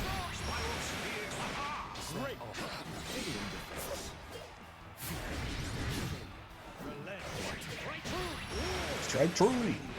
This is not the best spot for Hedgie right now. Oh my! Yeah, he keeps smashing after that. Oh, okay, that should be death. Nice, okay. Keep smashing after that U-spin. That shit's plus on block, man. 2 5Us gives you grounded punish on Lucy on the for the H Tessera. That makes sense, actually. Yeah. It is 2 hits, isn't it? 5U, close H, kill his ass. That makes a lot of sense. Oh, minus frames into 5U. Absolute serial killer behavior, as is expected. Oh, he did it again! Tried to dash up 5U. You see, yeah, there's a lot of recovery on that, right? That's the one thing. Like, Hedgie was quite slow on that 2U. Was still a punish and a counter hit. I think Uno's U-spin is like +4? I believe so, yes. That sounds right.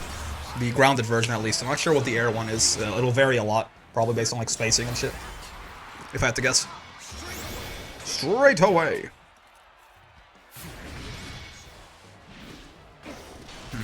Oh, no brave points. All right, Hedgie, this should be a kill here. Nice. All right, stays alive for a little bit longer. 2-1. Not dead just yet.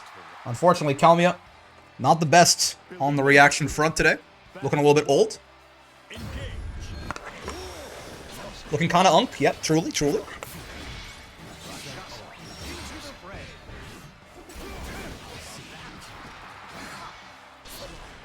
Into the fray. Good 5-Uing. Wait, what? He didn't knock up? What is this combo? I'm grounded the whole time? Help me, dude. This Uno guy's busted. That was mid-screen. This character's really good, man. Go beyond. I thought that Rakshasa would launch. Why didn't it? Was it a crouching hit thing? Tanaka's a follow-up? Oh! What do you know? Confirm playing Uno makes you older? Yeah, I mean, we talked about this, right? When you turn 35, there's only 2 characters that remain. The whole character select screen grays out, and you only get Vasaraga and Uno. They don't even let you play anyone else. Like, you paid for Sample Fawn, you try to click on him, it just goes, eh.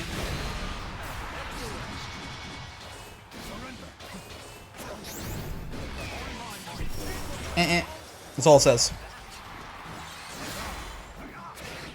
You try to play a Zoomer character like Granathan, it actually, like, forcibly shuts down your PC.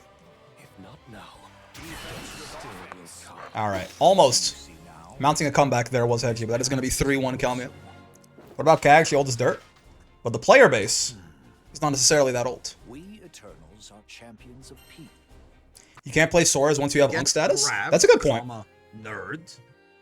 Unfortunately, no one plays Soras. Esotericism? Thank you for the follow. Roxas and Hogan. This is Losers Quarters, I believe.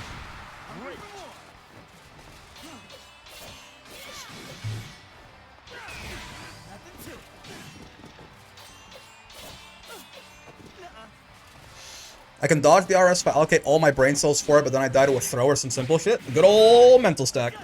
Don't you just love it? Oh, sorry. Apologies for making noise on the mic there. I'm sorry. If that, like, blew up your eardrums, I hope not. Hopefully some mild scratching, and that's it.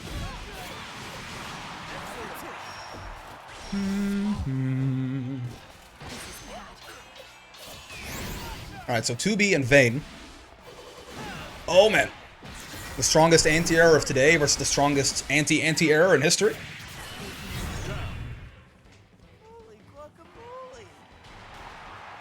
That fucking jump scare ass dash to go right through shield too. I can see this not being amazing for the boy.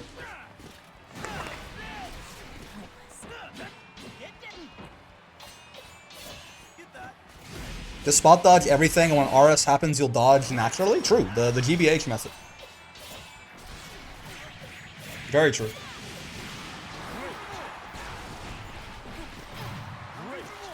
Of course, Ladiva would love mental stack. You have 5U. Dude, that shit is so fun. I love command grabbing someone for 10,000 damage. On 3 brave points. Oh, no ball follow-up. What the? Lack of ball knowledge is astounding. Wait, how did you get auto-modded on that, Zach? What happened? Oh, clap his cheeks. That's funny.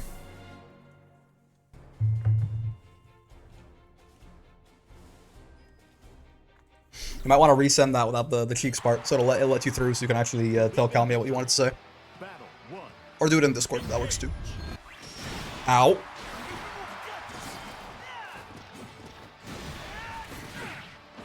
Apparently, clap his cheeks is sex-based terms. I guess that's fair.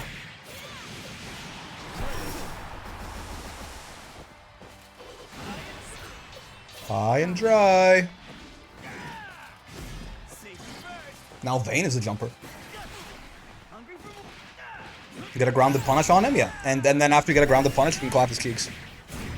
I'm here to tell you that because the automod won't let Zach say it. Oh, man. No whiff canceling here, Mrs. B. Miss Beathan. Android B. Anthony. Oh, boy. No anti-air combo, though. It's fine.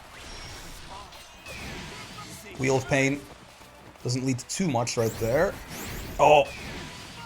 Look at she fucking triple jumped right there. I'm not gonna lie to you. I know she didn't, but, like, something about it. It just seemed off.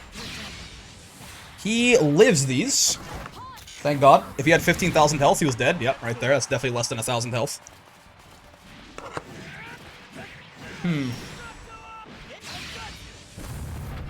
Hawk 2 into SSBA? Yeah, he's dead. Damn, full cinematic still. Okay. Little Hawk 2. Hawk 2. Battle 2. He's casually glided on top of his head. Yeah. I mean, maybe this lady is harder to anti-air than Uno. It's hard to say.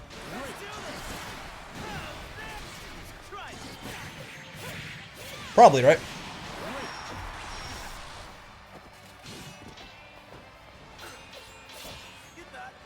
Oh boy.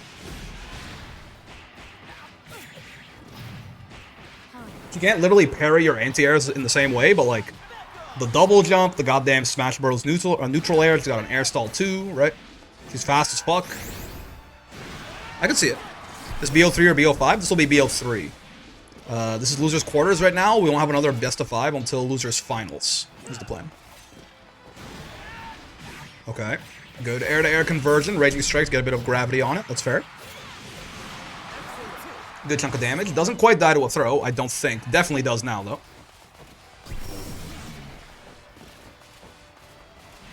Depends on the character, maybe Metera doesn't mind the pod flow. Yeah, I mean, Metera's good against a lot of characters that kind of hold themselves in place at an angle. Because her 2H is air blockable, sure, but like if you can't block, it is just like an infinite range, gigantic 2H, right? That's also why she's actually very good into Able, because he just can't fly in that matchup. Flight's like at the perfect angle where he gets held in place, and Metera 2H just fucking kills him. Sends him straight to Valhalla.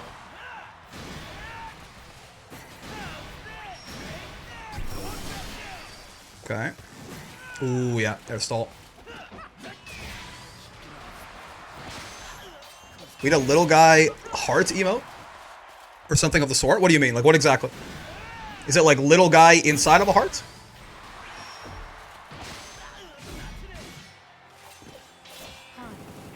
Is it, do you want to express your love of little guy?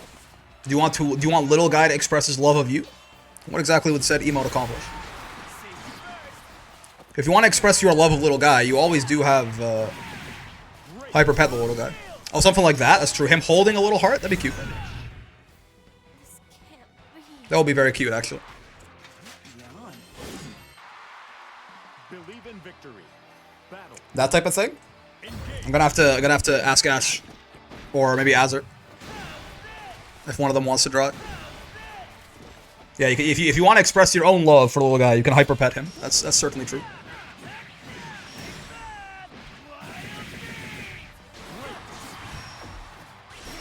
Okay, Wheel of Pain, again, not really amounting to too much right there, but it does give her, like, some sudden, very, very big threat from full screen. You gotta respect it. Ugh. What if you wanted to play the video game, but God said to be 5H? Yeah. Sure, it hurts my soul. We use him as a conduit to express love to others. That's fair, that's fair. Is that his JU? I don't see that thing too often, especially not as an air-to-air. If anything, you see it as an air stall sometimes. Ooh, good stuff. Shield actually doing work. Ah, yeah. It's not quite full screen. I knew that third one was going to whiff. Would have been a very funny combo, though, if he did the triple basketball. Still works out. Works out. Set point for Hogan here, potentially. Battle 2. Indeed, yes. Hyper pet the little guy. It's true. It's true. No one ever pets him gently. We were talking about it the other day, but I think 2B is the only 5H that beats rolls. Yeah, it's a damn good 5H, certainly. Bonk, bonk, bonk. Oh, wait. Yeah.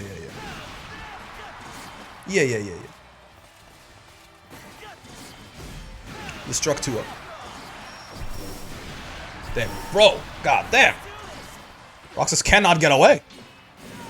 He's like trying to backdash, keeps getting bonked out of it. Okay. All this backdashing, I think, is causing him some trouble. He is getting clipped out of those little 2B backdashes by the energy destructions quite often. I mean, one Brave Point, 2B can't kill Vane from here, I don't think, right? Like, maybe with a counter hit 5H? Now, that helps a little bit. She does have SSBA, you know. Not anymore. I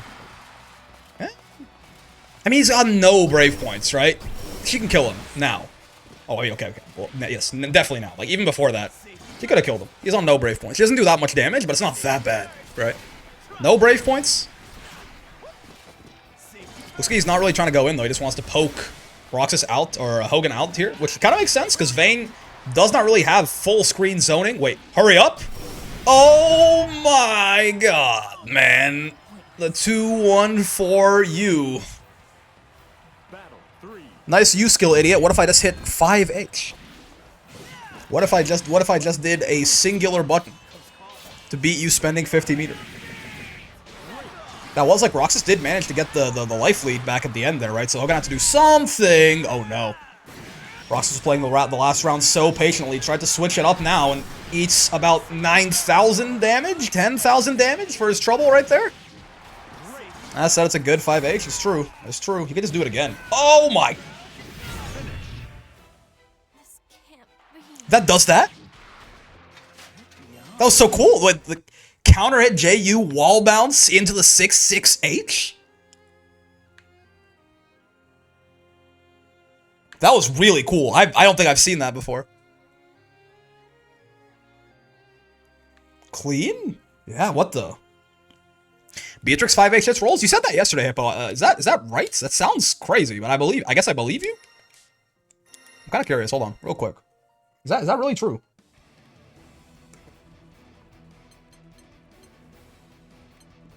Because that is, like, really, really special otherwise.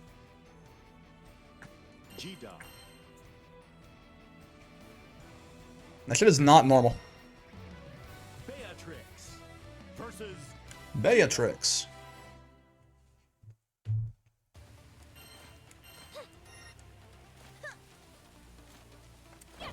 Nope. It doesn't. Okay. Yeah, because that'd be way too good. Like, Beatrix, that's like, yeah. You can hit them like, yeah. Beatrix. Nope. Yeah, doesn't seem so. I'm trying to, like, do it at roughly the same time, but yeah, no. It doesn't work.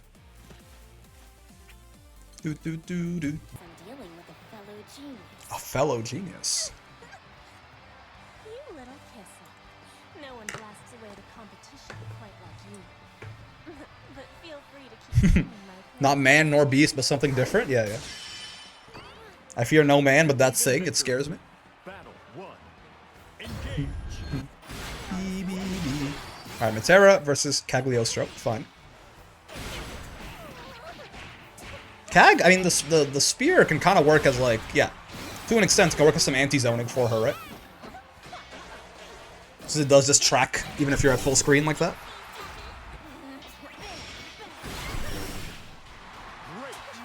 I could see it being kind of nice for her.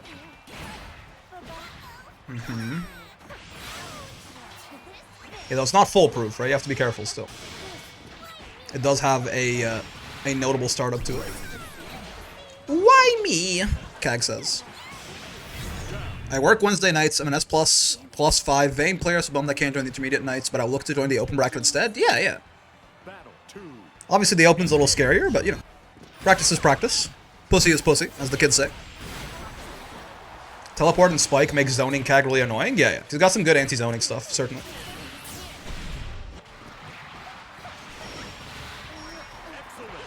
a bit more of a zoner herself with the M spike buffs, but even still, she's more of like, yeah.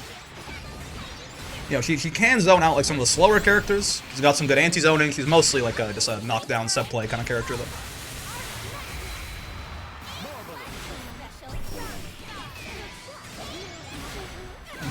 Oh!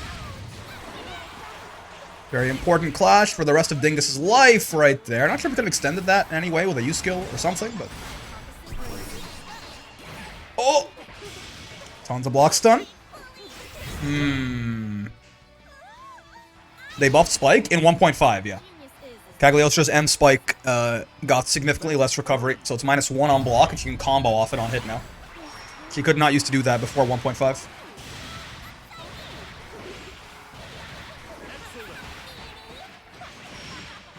Me. Why me? Those loops, is that also new? Because they gave Fairy like far L 236L loops in the patch too. Is that like startup differences from Metera? Can Metera always do that? I sort of want to play Cag because of the stupid damage and the silly little voice lines. Yeah. Oh yeah, you butterfly. Definitely quite the menace. It just follows you forever, man. Teleport left, teleport right, run forward, run back. The butterfly can smell your fear.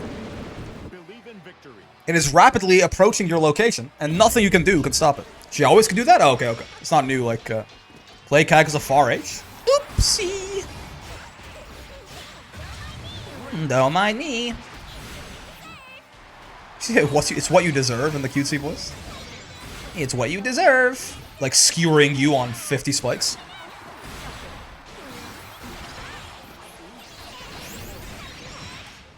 Cagsu's fun, though, for sure. I can see a lot of the appeal.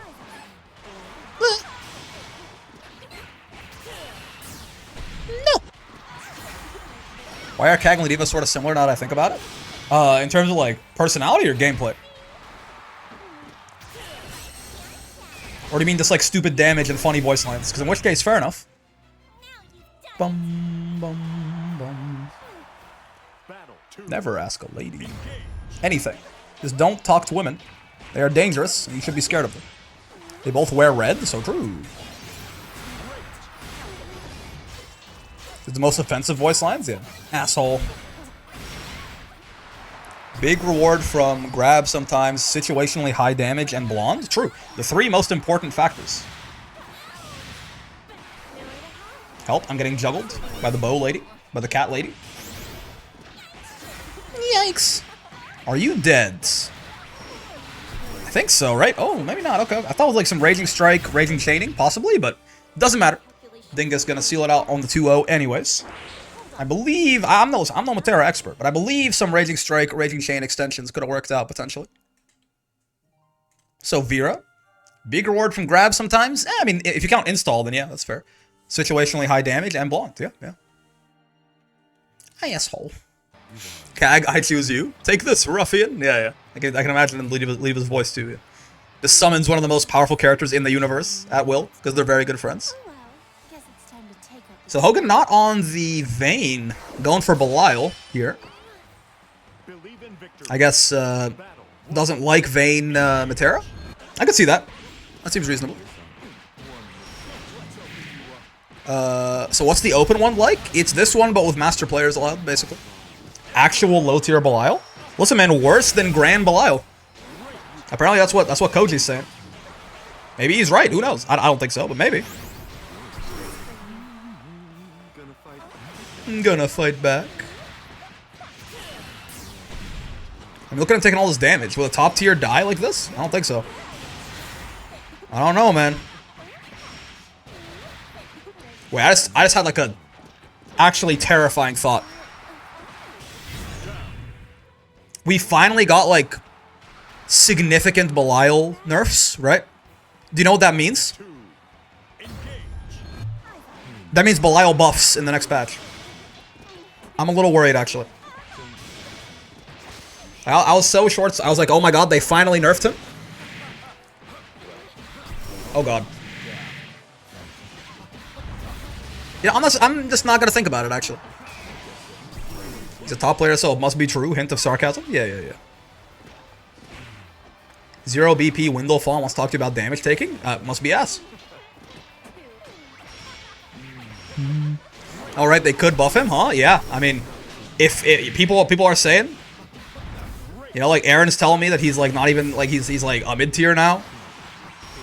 He's saying Koji says he's worse than Gran. If the big voices, if they do him hard enough, maybe his command growl will be unreactable next patch. It could be. It could happen. The Willness patch or whatever, like the next like the Versusia patch equivalent for season 2. We might go right to hell. Belial gets nerfed from like top 1 to top 10 for 1 patch. LMAO, no. Listen, man. You don't know. Yeah, I don't know what Psy Games is thinking over there. No, they're bringing Nier back? That one I don't think is probably... I wouldn't say never gonna happen. Why are mortals always so quick to say never? But it could happen, man. With Belial? A couple patches from now, he's gonna be top 1 in his own tier. Like, okay, we nerfed him. The devs have to like really like, you know, the Psy Games main Fukuhara, the Belial main Fukuhara in Psy Games. He has to like really hold himself back for 1 patch. It's gonna rubber band. Super hard. Just wait.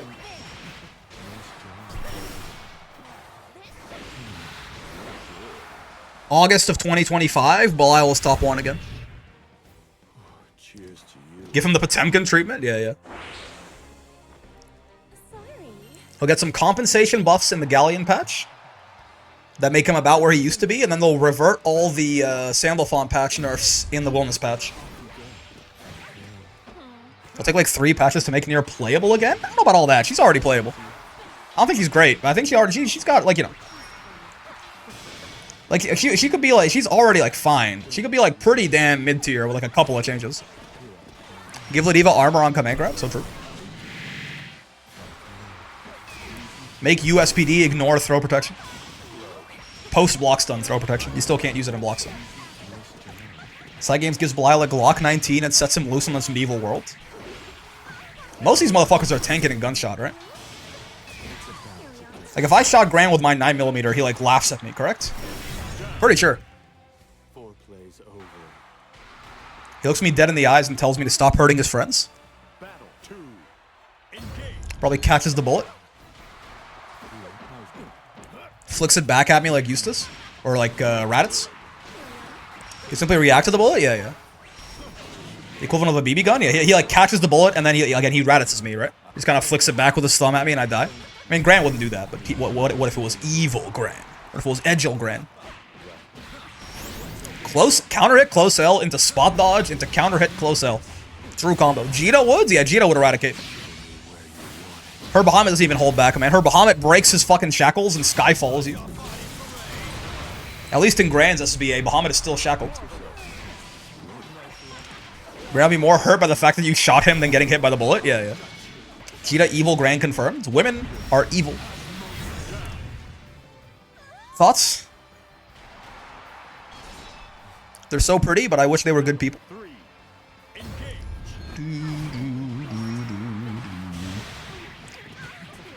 Imagine looking at Grans 2. I'm thinking Jita is the evil version. That's fair. Brick misogyny arc. I then pick up my PS5 controller, do the relink motions for Skyfall every time that SSBA goes off. You just gotta do a lot of salvations over and over.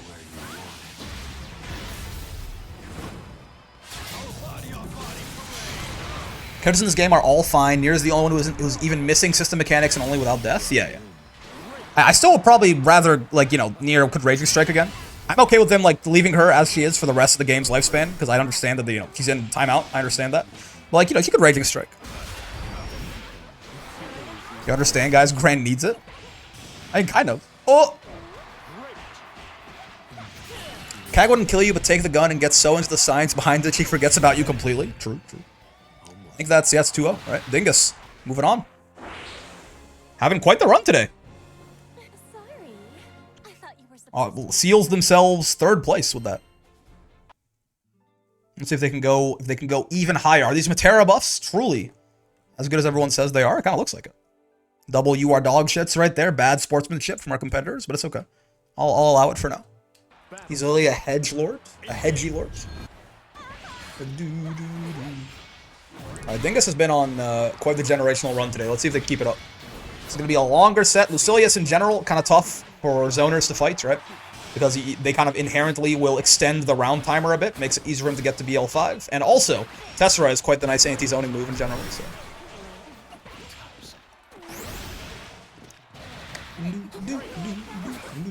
Names backwards? Yes, you are correct. Names, in fact, backwards. Thank you. Lament. Yeah, this is a best of 5, by the way.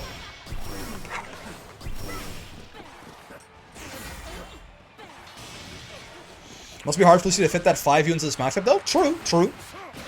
Which, again, is a much more important part of his kit than it used to be.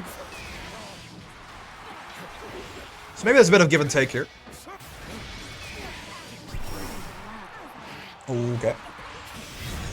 Nice, yeah, can't roll that butterfly, man. Big explosion will definitely hit you below the knees. Player 2. Battle 2. Engage.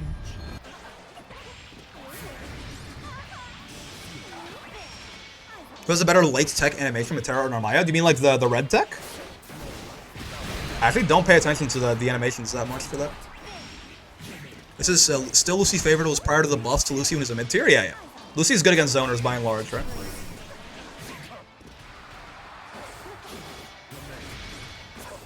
He likes fighting pretty much all the zoners as far as I'm aware. Tessera does a lot of work. It's the famous Narm pose, you know the one. Really? I believe it. I don't think I do. I need to get my gooning up, man. You don't die here, right? Yeah. I gotta get my goon up.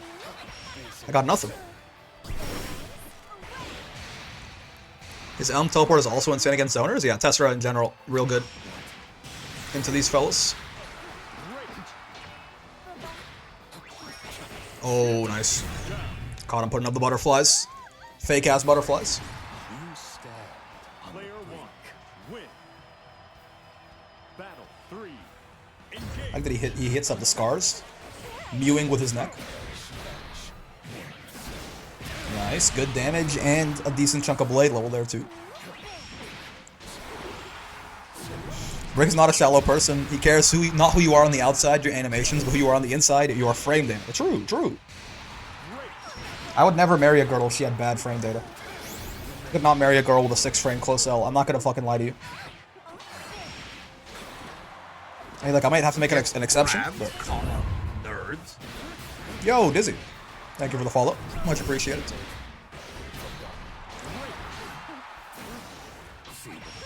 I'll never marry a girl with a small hurt box. I mean, it is competitively advantageous, though. What if she has a privileged throw loop? I could be convinced.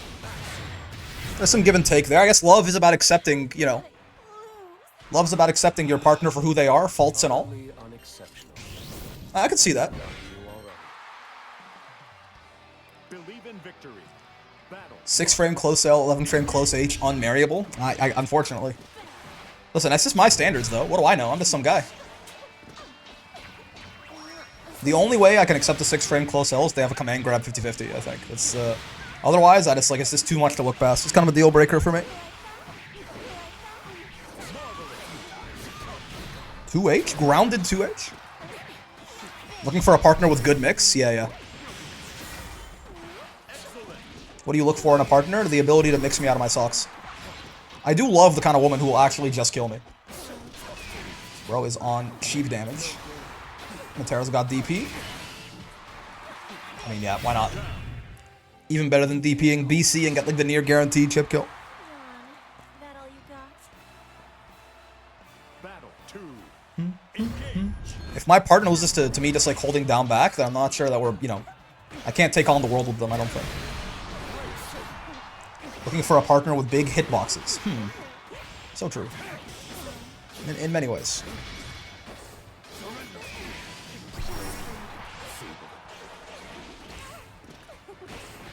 Damn, the crosser?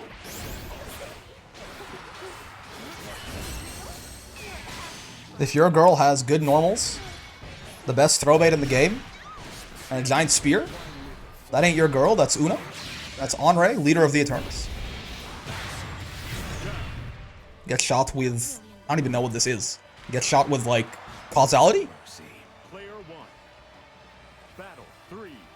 Engage. Disjointed or continuous? This is good. You know, that is where this analogy breaks, huh? I feel like mechanically I want my partner to have disjoints, but I feel like it's not good for their health. Reminds me of when someone misspelled big naturals as big neutrals. Yeah, yeah. They meant like a really good crouch medium kick drive rush. Nowhere to hide. You like that? Ooh. No butterflies allowed. Anti-air DP, so true. This is a little scary, certainly. I mean, Lucy can also kill you in a single hit here, but he's got to find a little bit better of a hit that counts. All right, prepare your eardrums.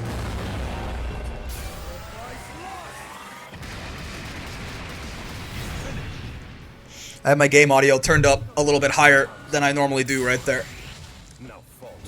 Goddamn. That is just the best super in the game, huh? I've forgotten you already. Utterly unexceptional. I've forgotten you already. Goddamn. We love base boost. Also finished my homework, so true. Battle 1. There goes my pants. Yeah, I'm gonna need another pair of underwear and pants. I shipped my t-shirt somehow. That base boost was so crazy. Give praise for he has no equal. Indeed. Yeah, the Metera loop in the corner is very, very entertaining. So mean. Utterly unexceptional. I forgot you already.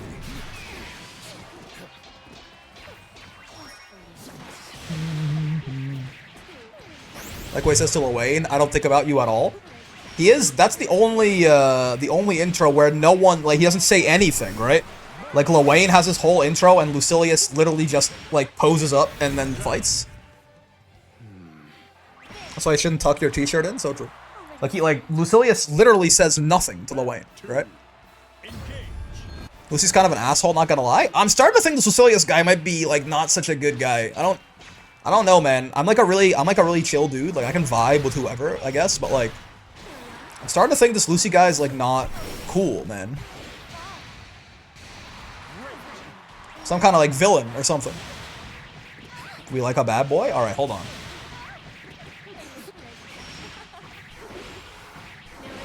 Bink, bonk. So it's just 2M623L over and over.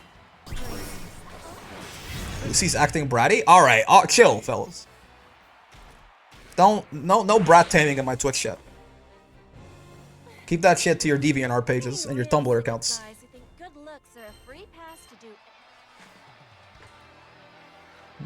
Believe in victory. Battle 1.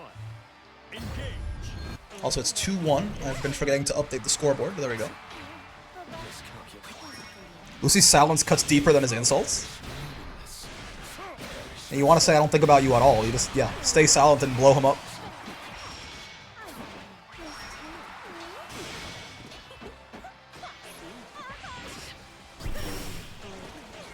Versus Versusia, Lil Wayne starts calling it a 10-0 matchup, and Versusia has to tell him it's winnable. That's funny.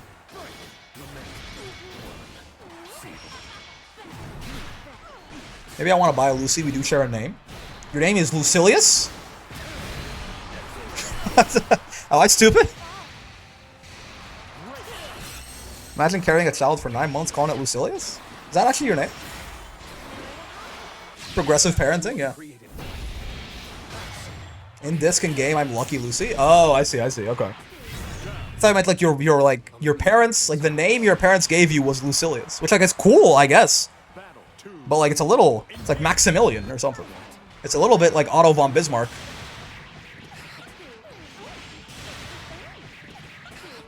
He's also pretty mean to Sandy's boyfriend. He does have his body stitched onto him. That's a bit of a problem.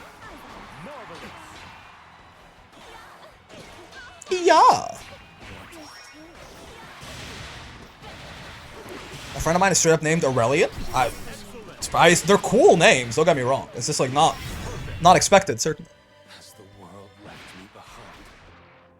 Also, Khan kind of making this comeback, no?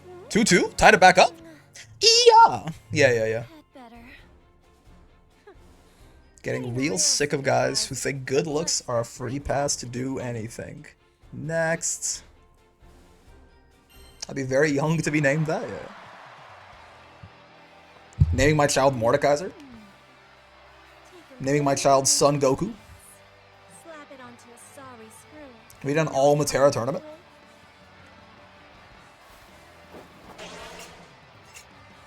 Trash. Little jiggle. Enough. Smo and Ornstein. Perish with the rest. Perish with the rest. Believe in victory. Battle 1. Engage. If you name your kids Smo and Ornstein, do you have to like overfeed one of them? Like you have to make sure one of them is like really fat and one of them is like skinny and fast.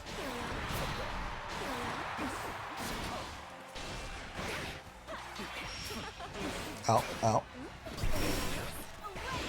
What makes the Sky Blue is 2017, so I'd be 8 years old to be named for him? Well, I think Lucilius, you could probably be named that. Yeah, like, there's probably, you know, people named that who have nothing to do with Grand Blue, right? Like, other fictional characters and shit. It's, like, close enough. Like, I feel like, you know, if you're trying to find riffs on, like, Lucifer, you know, stuff like that, like, you get there eventually. Oh, dude, the crumple on that U butterfly.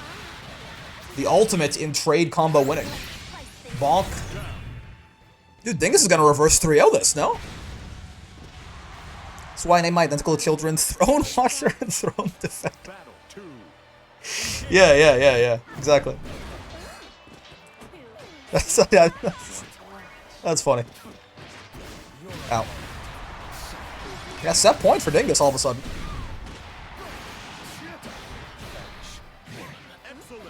My kid's name is John Granblue, my last name. Is like John Granblue one word, or is it like, you know, first name John, middle name Granblue, last name your last name? Or is their first name John Granblue? Oh, that's John Granblue. That's my son, John Granblue. Oh, the Iscarian reset. Middle name Granblue? I see. Battle 3. It's like, you know, you give him the name John, so everyone thinks it's like, oh, it's like, you know, it's a relatively normal name. There's, you know, kids is called John, kind of like whatever. You put the freak in their middle name. I see. Naming my child Granule. Alright, so set point one way or the other here. Dingus has put together quite the comeback, but is it going to be too little too late? That's a good start to them right now. They got him in the corner, 6-6M. Fully assert that corner advantage. Knock him out of the Tessera with another. 6-6M gets clipped by the butterflies. Hit low. It's not looking good, man. He's not dead, but this is like, again, he's got no blade level to work with. Huge health leads. Butterflies up. The chip damage is approaching. Red tech. That's a tough one. That was, as soon as that Tessera got clipped with that second 6-6M, that was a very tough place to come back from. And unfortunately, Captivating. didn't actually manage to do it. Reverse 3-0, man. Guys who think good looks are Reverse 3-0 from Khan over Hedgie right there. Takes Hedgie out at third place. And Khan brings the Metera up to grand finals. To take on Kalmia right there. I don't believe... Oh, this is a run back, yeah. It wasn't winners finals, it was winners semis. Kalmia is the one who sent Khan down to losers, so they're gonna have to defeat their demons here if they want to take the tournament home. Got that nice old dude vibe about you. So true. Alright, so this is Kalmia on one side, Dingus on the other, the L on Dingus's name right there, coming from losers. Kalmia with the extra life. Come now. You're being far This should be interesting. generous with this old man. Kalmia is the person who sent Dingus down to losers in the first place. In a 2-0 Flattery is in winners semis. but one must be sincere. We'll see if Dingus can lock in and defeat their former demons, or if it's going to be another 3-0 and Kalmia sends us home early. We'll have to see. If you are unfamiliar with how double elim brackets work, first off, how'd you get this far? Second, basically, Kalmia has never lost a set so far today, so he'll have an extra life. They're going to play a best of 5 right now. The winner of that, if it's Kalmia, tournament over. If it's Dingus, we play a second best of 5. And the winner of that wins the whole thing. So basically, Dingus has to win 2 best of 5s before Kalmia wins 1. That is the big advantage he earned himself by having, again, not dropped a set so far today. Ooh, yeah. Kalmia has been loving that aerial U-spin. He did it a lot against Hogan as well on the Vane, right? Good by Dingus to catch it out with the air arrow. 10k on Calmia, let's go, dude. You got this. Okay, some belief. He is definitely the favorite, not just because he beat Dingus in winners semis, but it's more so because, again, he literally has an extra life. Right? All things being equal, you would expect Calmia to take this home. So it's up to Dingus to lock in and make up that difference. Well, 13k on Calmia? I kind of wanted Dingus to win, man. It's kind of fun watching people lose their house sometimes. If he loses, I lose everything. Oh, that's your life savings? Goddamn. I mean, it's a long way away. But Dingus has been kind of locked in so far. I like the decisions they're making. Ooh, good poke out. You still have the U-Butterfly on you. Yeah, which you got to worry about. But that was actually about as good as that trade could have gone for Calmia right there. Trades U-Skill for U-Skill, and the crumple is so long, but doesn't actually manage to get him down there. Little delay to catch the Brave counter attempt potentially right there. Takes that round back for Calmia. This first game is going to kind of set the tone a little bit, right? Is it going to be Dingus constantly struggling to, like, keep up and not let Calmia end the bracket? Kind of fighting for their life? Or will they, you know, starting with a lead here. Again, Khan's got a lot more work to do, so. Just, like, for your own mental stage, you'd love to take this first game and give yourself a bit of a cushion. All gamblers quit right before they hit it big? That's fair, that's fair. Well done. Yeah, you Butterfly, you gotta respect it. Eat that chip damage. There's really no way to avoid that as long as she shoots an arrow into it. Too active to spot dodge, can't really roll it. One of the best chip moves in the game, that U-Butterfly, and it stays on you no matter where you go. And yeah, game 1 to Dingus indeed. Again, very nice, right? You got a long way to go. At best, they have to play 5 more games if they 3-0 both sets. So again, just starting off with the win early there really helps you calm down a bit, gives yourself a bit of a breather, so you can continue locking in and not just kind of fade away as the set goes on. Everything holds. Not me, I'm never quitting. Today is my day. I'm going to quit my job and live a comfy life forever. So true. The Raging Strike punishes on these parries are weird. Does U-Butterfly go away on hits? No. We saw right there, right? Calmia hit him with the U-Spinning Spear, and the U-Butterfly still went off and killed his ass. Plus 60? Kinda, yeah. And I guess after you whiff your shit like that, you're not really ready, but... Alright, okay. Listen. Hats off to you. Dingus is in a good spot. 2-0 is a great place to be, if they can get there. They're still behind in the sets, make no mistake. Again, they have to reset just to make it even, right? Dingus has also been, you know, playing these very close sets that are warm. Calmia's been sitting down for like 50 minutes, not doing anything. So there is sometimes this phenomenon where like the person on winner's side needs a second to warm up, right? Could very much see that happen as the set progresses. We'll see though. Perhaps Dingus will just overwhelm him the whole time. Spiraling Spear!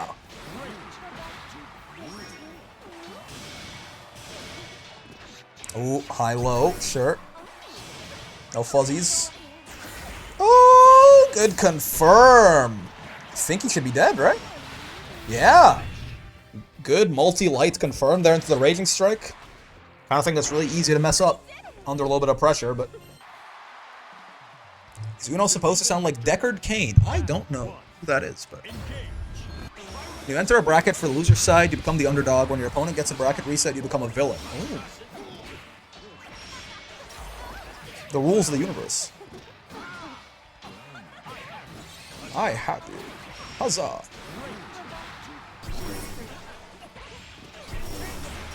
Nice. The butterfly's still there, though. It stays for like 12 seconds or something. There you go. 10? 10 seconds, maybe?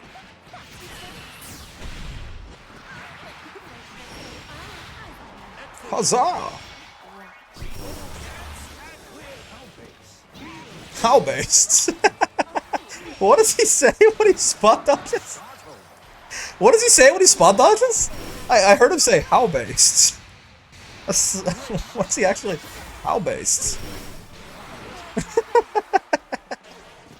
that is what it sounds like, man.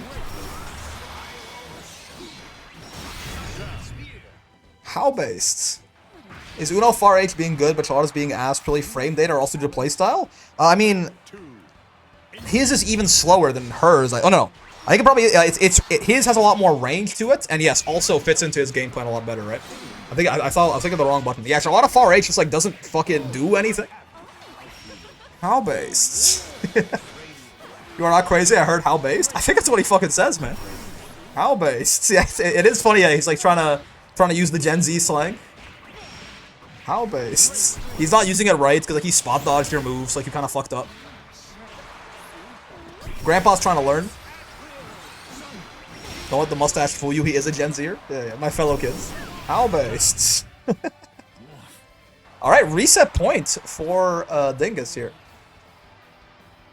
Yeah, Uno's Far H reaches a lot farther, right?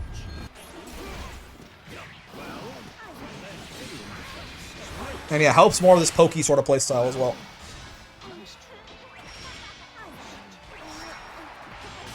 How based? I love that, man. Uno's like a parent teacher trying to appeal to the youth. Yeah. How based?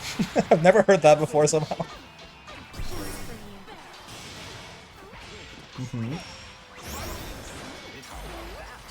How about that? Oh, good stuff. The U-spin right before he hit the ground right there. Caught Dingus off guards.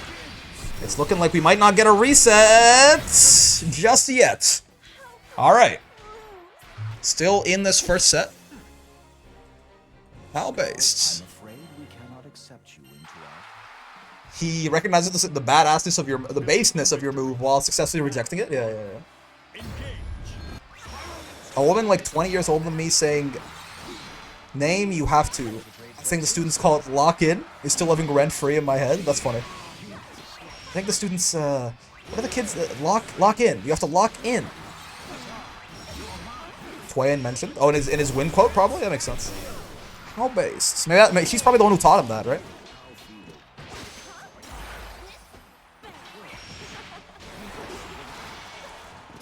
Ow.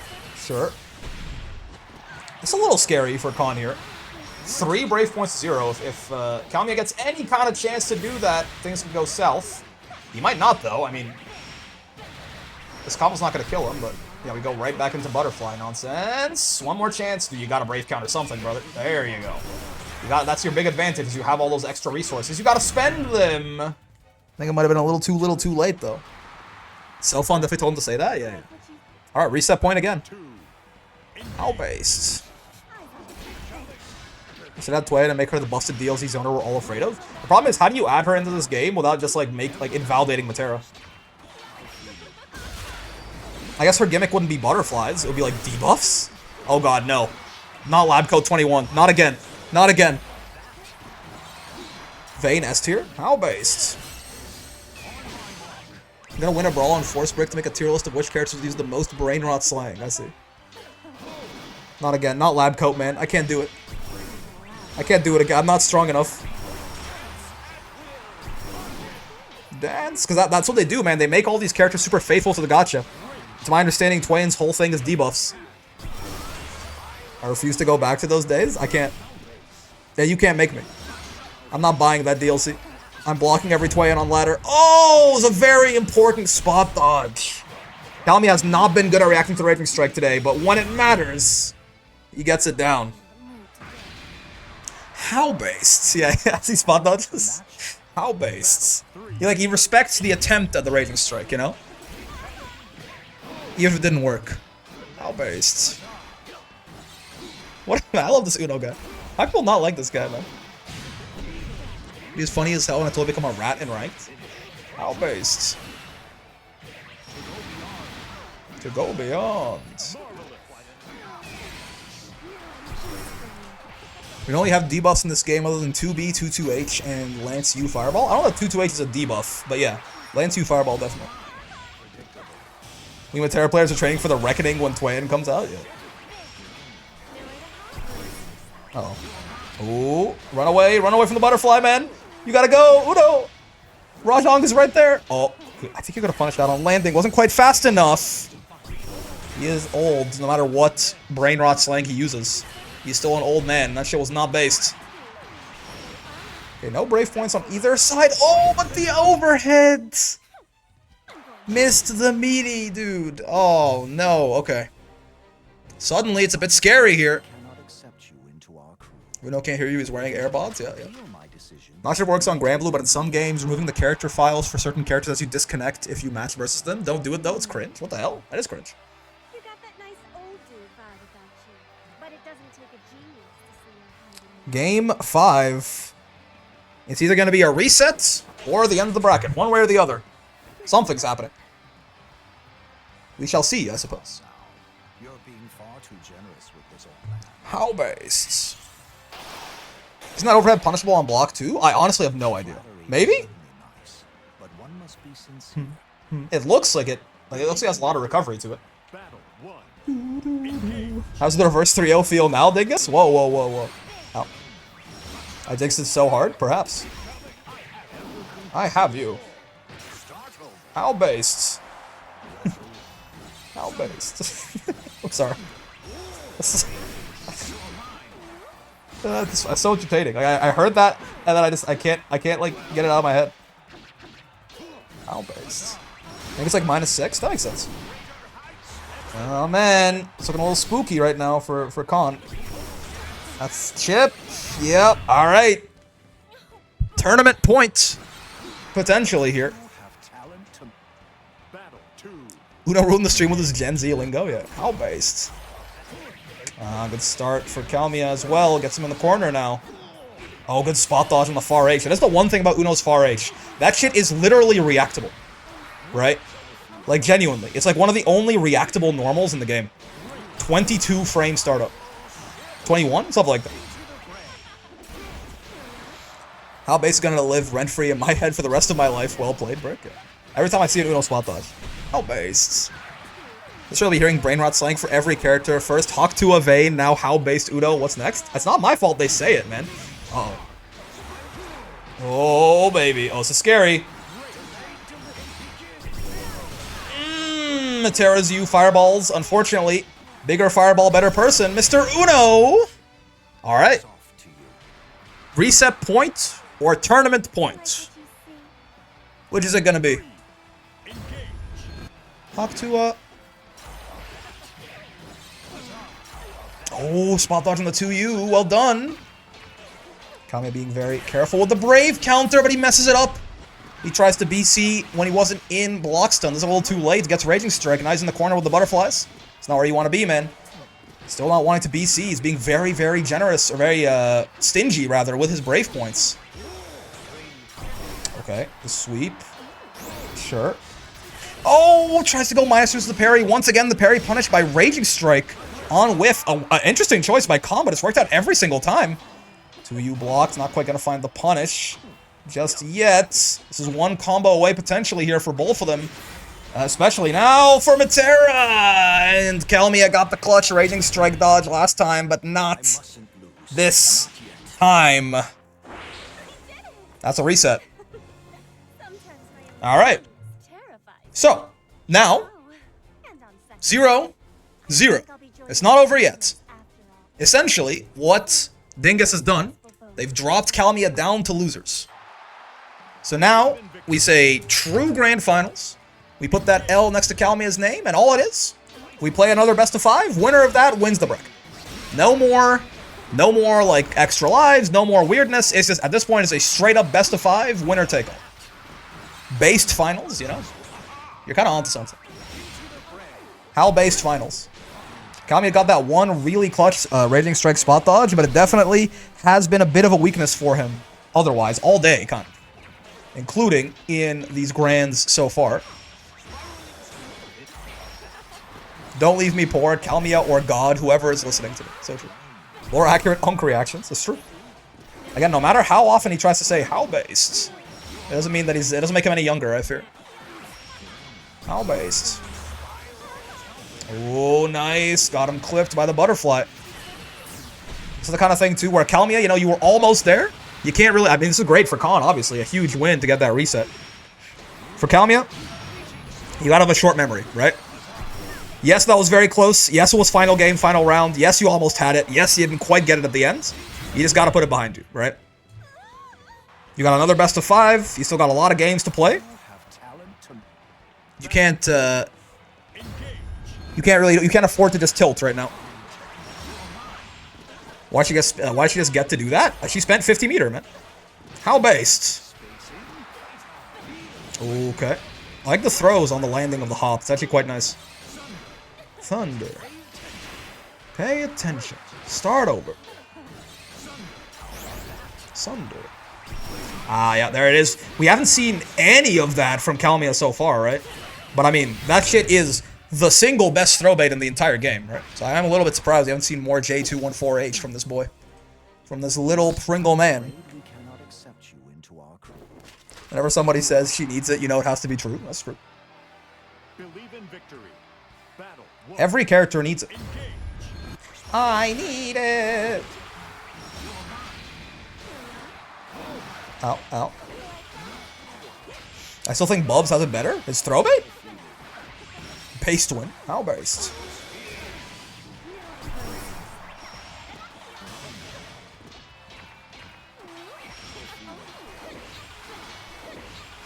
Oh boy.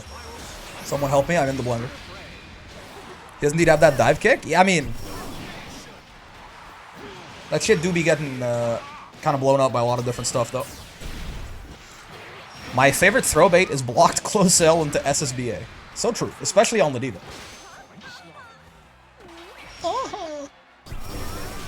Yeah, bigger fireball, better person, Mr. Uno, I fear. Not so based now, are you?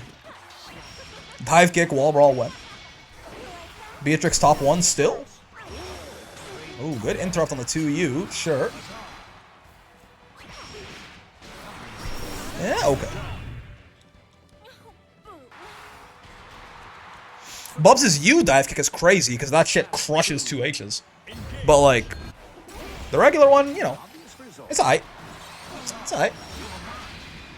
I don't see any B in this grand final to saying. That's true. And the rules are that whoever I just saw win is top 1. So I guess that means Uno is top 1 right now? That tracks, yeah. Those are the rules. The last game we saw was won by Uno. Ow, ow.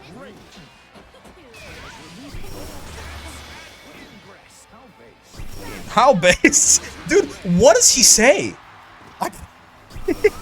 I heard it again. What does he say? How based?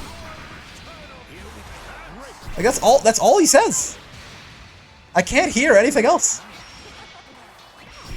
Yeah, I didn't quite get the start up on time on the spinning. We are too far gone to properly hear the voice line. It like jump scared me again. How based?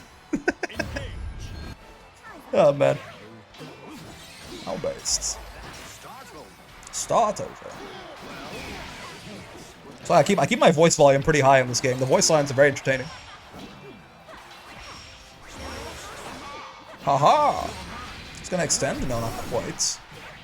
Is Uno Far H similar to Belial, where only the first hit is cancelable? Is that true?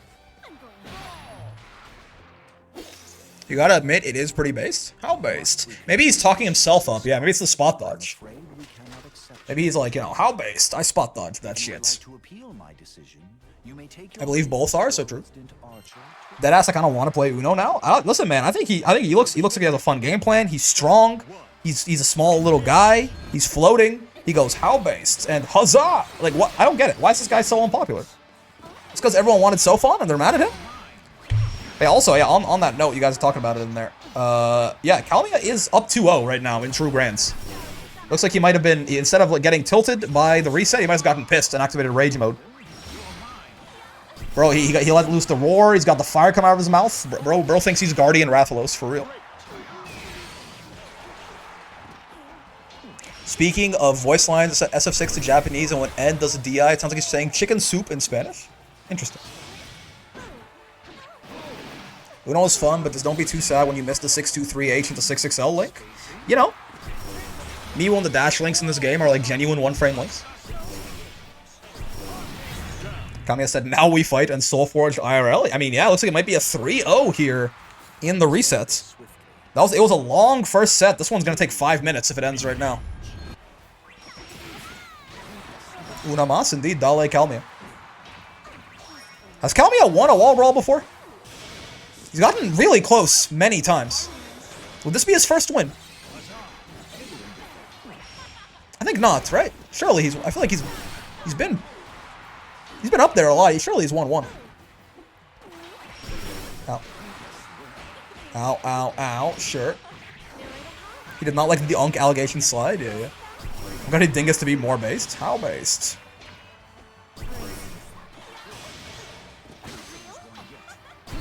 I could have sworn they have. I'm not sure. You got a spot dodge. Second part of that Uno parry, or he's plus.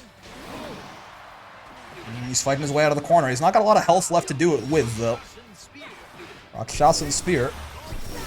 Yeah, good spot dodge. He knows now that those arrows go through his shit.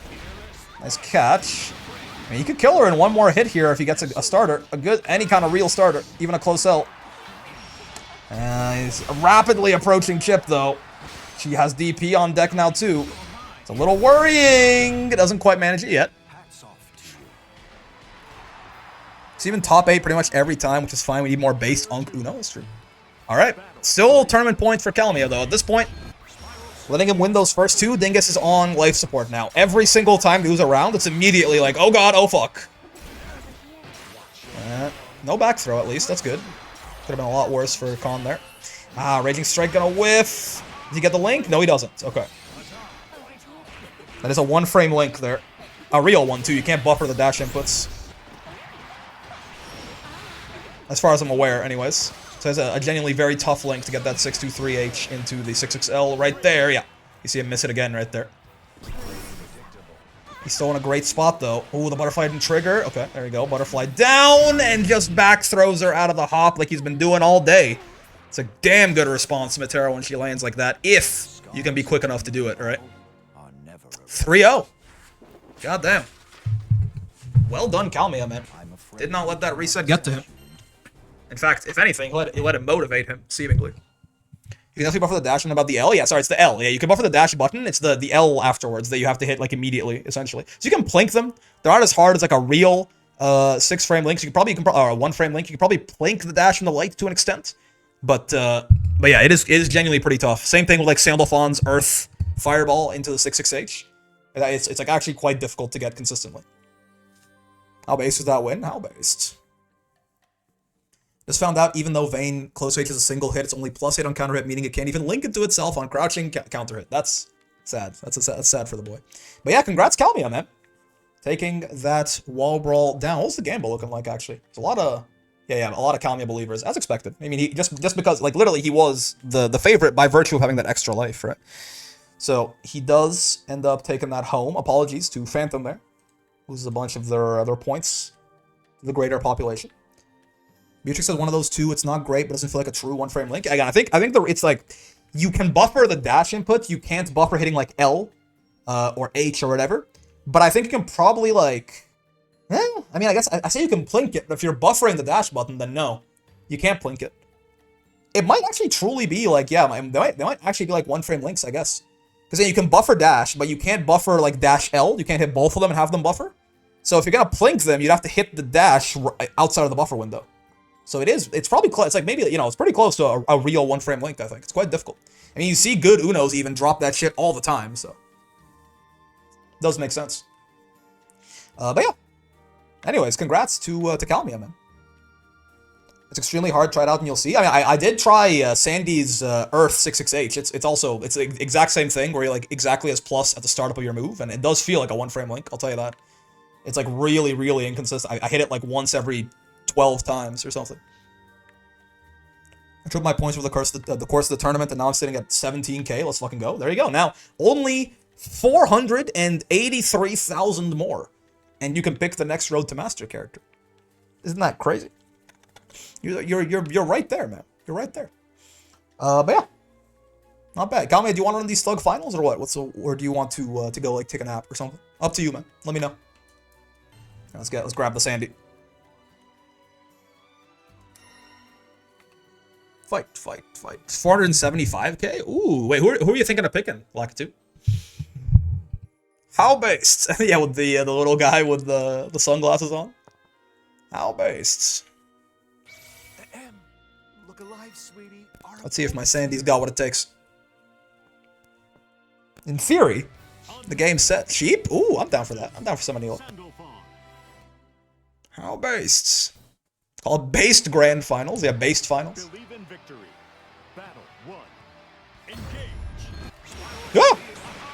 Yeah! Woo! Okay, round start 6XL. Not my best move. Oh, I guess actually, Water Fireball sucks against this guy because his fucking moves have like the laser property, right?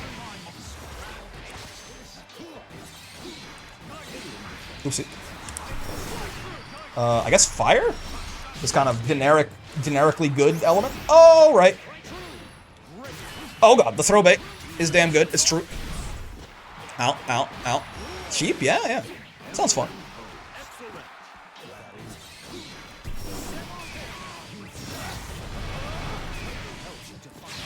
Okay, well, this is funny. Sure. How the hell do I not die here? I guess it's one of them guess for game situations, huh? Okay, alright, alright. He was either gonna parry or he wasn't. Who knows, man?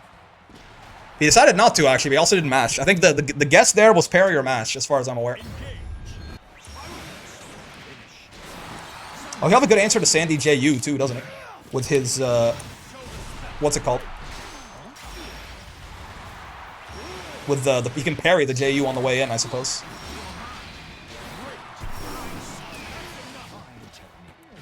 Bonk, bonk, bonk. This is not the follow-up that I'm looking for, but it's fine. We get there. I have noticed the unkness.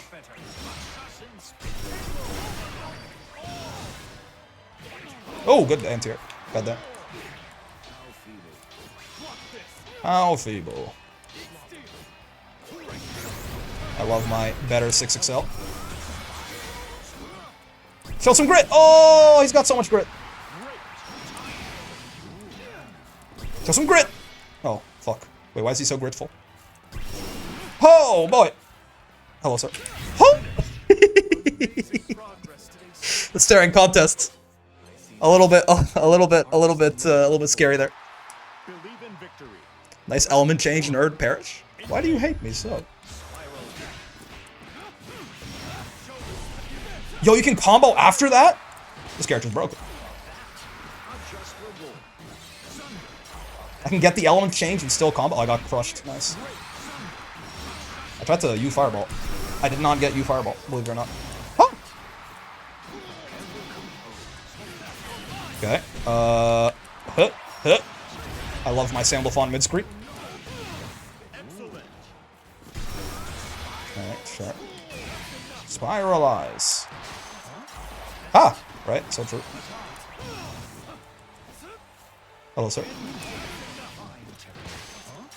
Ah! I keep getting caught by that after the throw text. Show some grit! Okay, no grit. Gritless, even. Ah, dude. Somebody help me. Show some grit! Ooh, he's got so much grit. Uno's too base to handle. That's how based. Who got the longest combo? Sandalphon or Abel? Oh, it's Abel. Let's not be crazy. It's Abel. It's Abel. Let's not get too wild and wacky with it.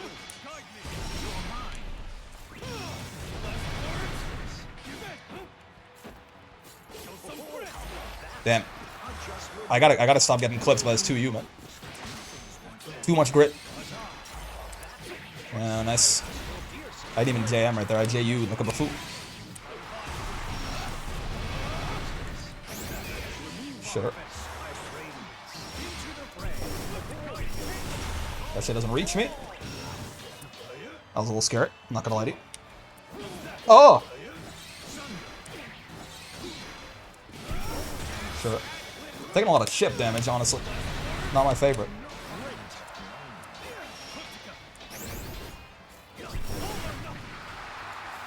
No, sir. Hit, hit, hit. I guess I'm just gonna super you? No, that's not super. Cool. Well done, me.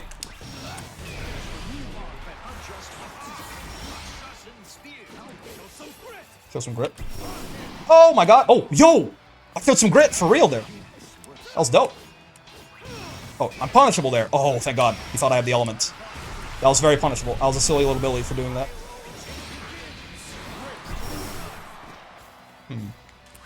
No grits, good sir. Ah, okay. That's neutral skip of all time? Dude, Sandy with the element, that 214H is like, again, it's actually just like way better 6XL. It's pretty funny. Yeah, sure. Alright. So true, bestie. Yo, baby, so true also. That's a good point. Huh! Imagine anti-airing Uno. What kind of fool must I be to even attempt that? Wait, that's punishable, isn't it? That was the medium spin? Bonk, bonk, perish. I could have definitely comboed way better there. Kind of forgot. Sure, that's fair. Show some grit? What the fuck?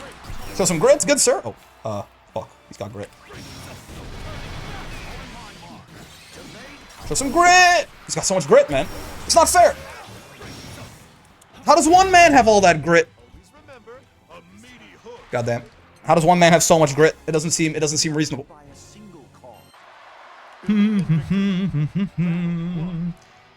Yeah, what if I did this again? Aha. Yeah, he is very hard to throw, which means he should be much easier to throw bait. And if he gets harder to throw bait, that means he gets easier to throw, right? There really is no... You can't have both.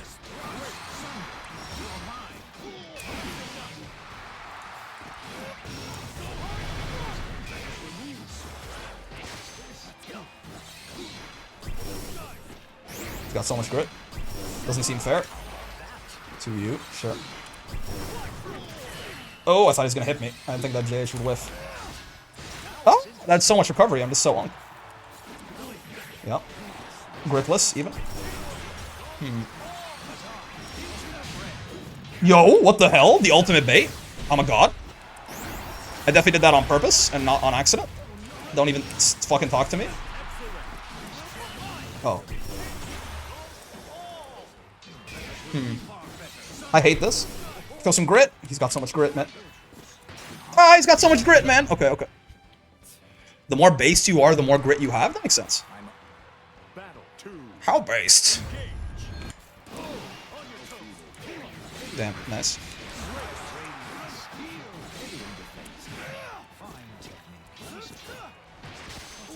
This guy can't be thrown. Oh, God. He whiffed that, and I wasn't ready to take my turn back. Oh, shit, right. His shit does work. He just beats my U Fireball. It's insane. Okay. He's really... Oh, God. He is moving fast with it suddenly. He's really picked up the pace. Jesus. I'm dead. Ow. Yeah, he's moving a lot faster all of a sudden. So true. Okay, okay.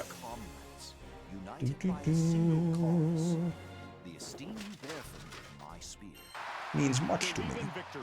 Me when I bear a lot of esteem for his spear. Ah, my fireball.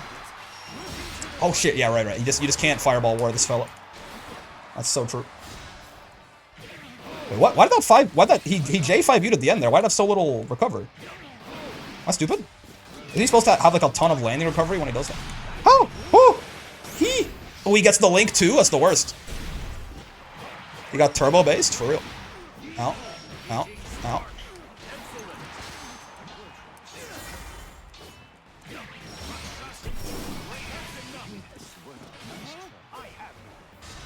Bonk, bonk, bonk. Does this wall bounce him? No, it doesn't. That's horrible news.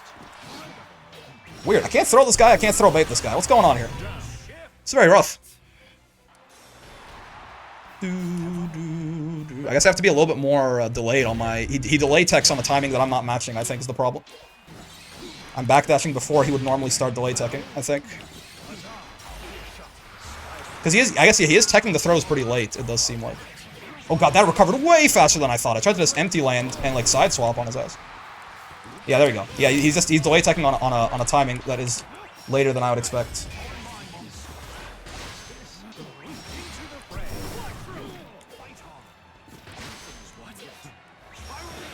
Spiral and spear. Perish.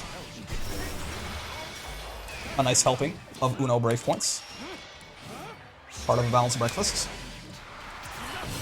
Okay, I can kill you here, can't I? Bonk, bonk, bonk. One of these. One of those, one of these, one of those? Yeah. Something like that.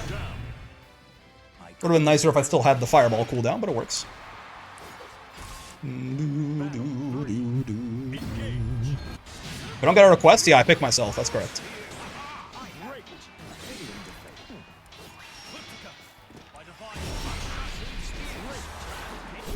Oh my god, I didn't think he was going to get so close to me. That's true. I did not think he was going to be so close to me. I thought I was going to keep playing a little bit more defensive, but I guess it's because I was in the corner. Fair enough. I'm like dead damn near. Yep. This is not good. I guess this? Yeah, it's not still not great, honestly. You know what? That was my only hope. Oh yeah, that was my only hope. Whoo! But yeah, I'll just pick myself if I got no, if the queue was empty and we finished whoever the last one was and there was still no new suggestion. Spiral Spear actually works pretty well against that too, huh? I'll fight them on the diva. Bonk, bonk, bonk. Oh, I missed my fucking meaty. Spiraling Spear. Oh, it crushes it too. It's not just a counter hit thing. Yeah. Yeah, he delay techs really late, which kind of caught me off guard for a while. But I think I have a bit more of the offensive rhythm now. I think I understand. Yeah. Okay. I see. Bro's exploiting the Ankh reactions. I like it. Listen, I gotta do whatever I can, man. This guy's scary.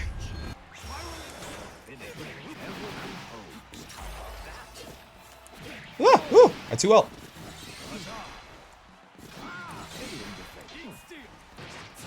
See, yeah, now he's a little bit less comfortable throw teching. Makes him easier to throw. Ooh. That shit still reached me.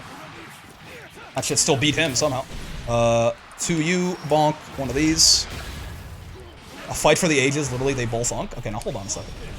What did I do now? Oh. Ow. It's a lot of damage. I love taking 10% extra damage, it's my favorite. Sandy making hash browns to go with the coffee.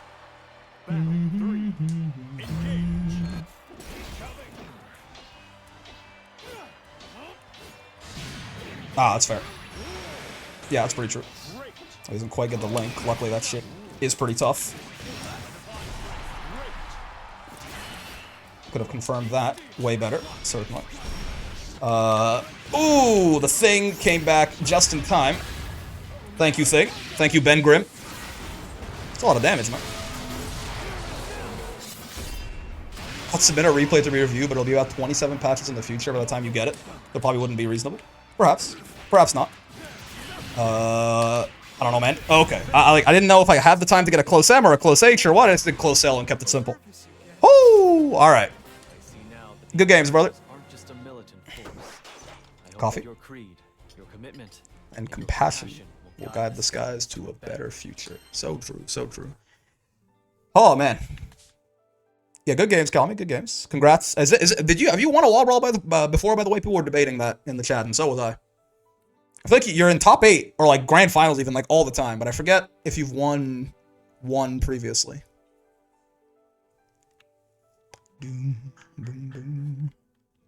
Anyways, regardless, whether this is your first one or this is the first time, yo, okay, yeah, then congrats, man, congrats. Well done. Very good grands as well between you and Dingus there. But yeah, congrats, man, and that is gonna do it anyways for the bracket. Tomorrow is the open bracket, so you know, again, same thing, but obviously masters and everyone allowed in. So if you want to sign up, sign up. If you want to come by and watch, it starts an hour later. It'll start at 6 p.m. Eastern time on the Thursday. But yeah, congrats to Calmia again on his first wall brawl W. Again, super consistent, right? Top 8 or somewhere in that range, basically every week for a while now. But he did manage to finally get to the top of the mountain there. So good stuff, man. Otherwise, I guess we'll not to get out of S++ hell. Yeah, you win the first intermediate bracket, and then you do your best to try and make that final push to master, I guess. But yeah, otherwise, I think we'll end the stream on YouTube here and find someone to raid on Twitch. Sounds good? Yeah, sounds good, I think. Hope you guys had a good time with the tournament, man. Thanks for coming by and hanging out.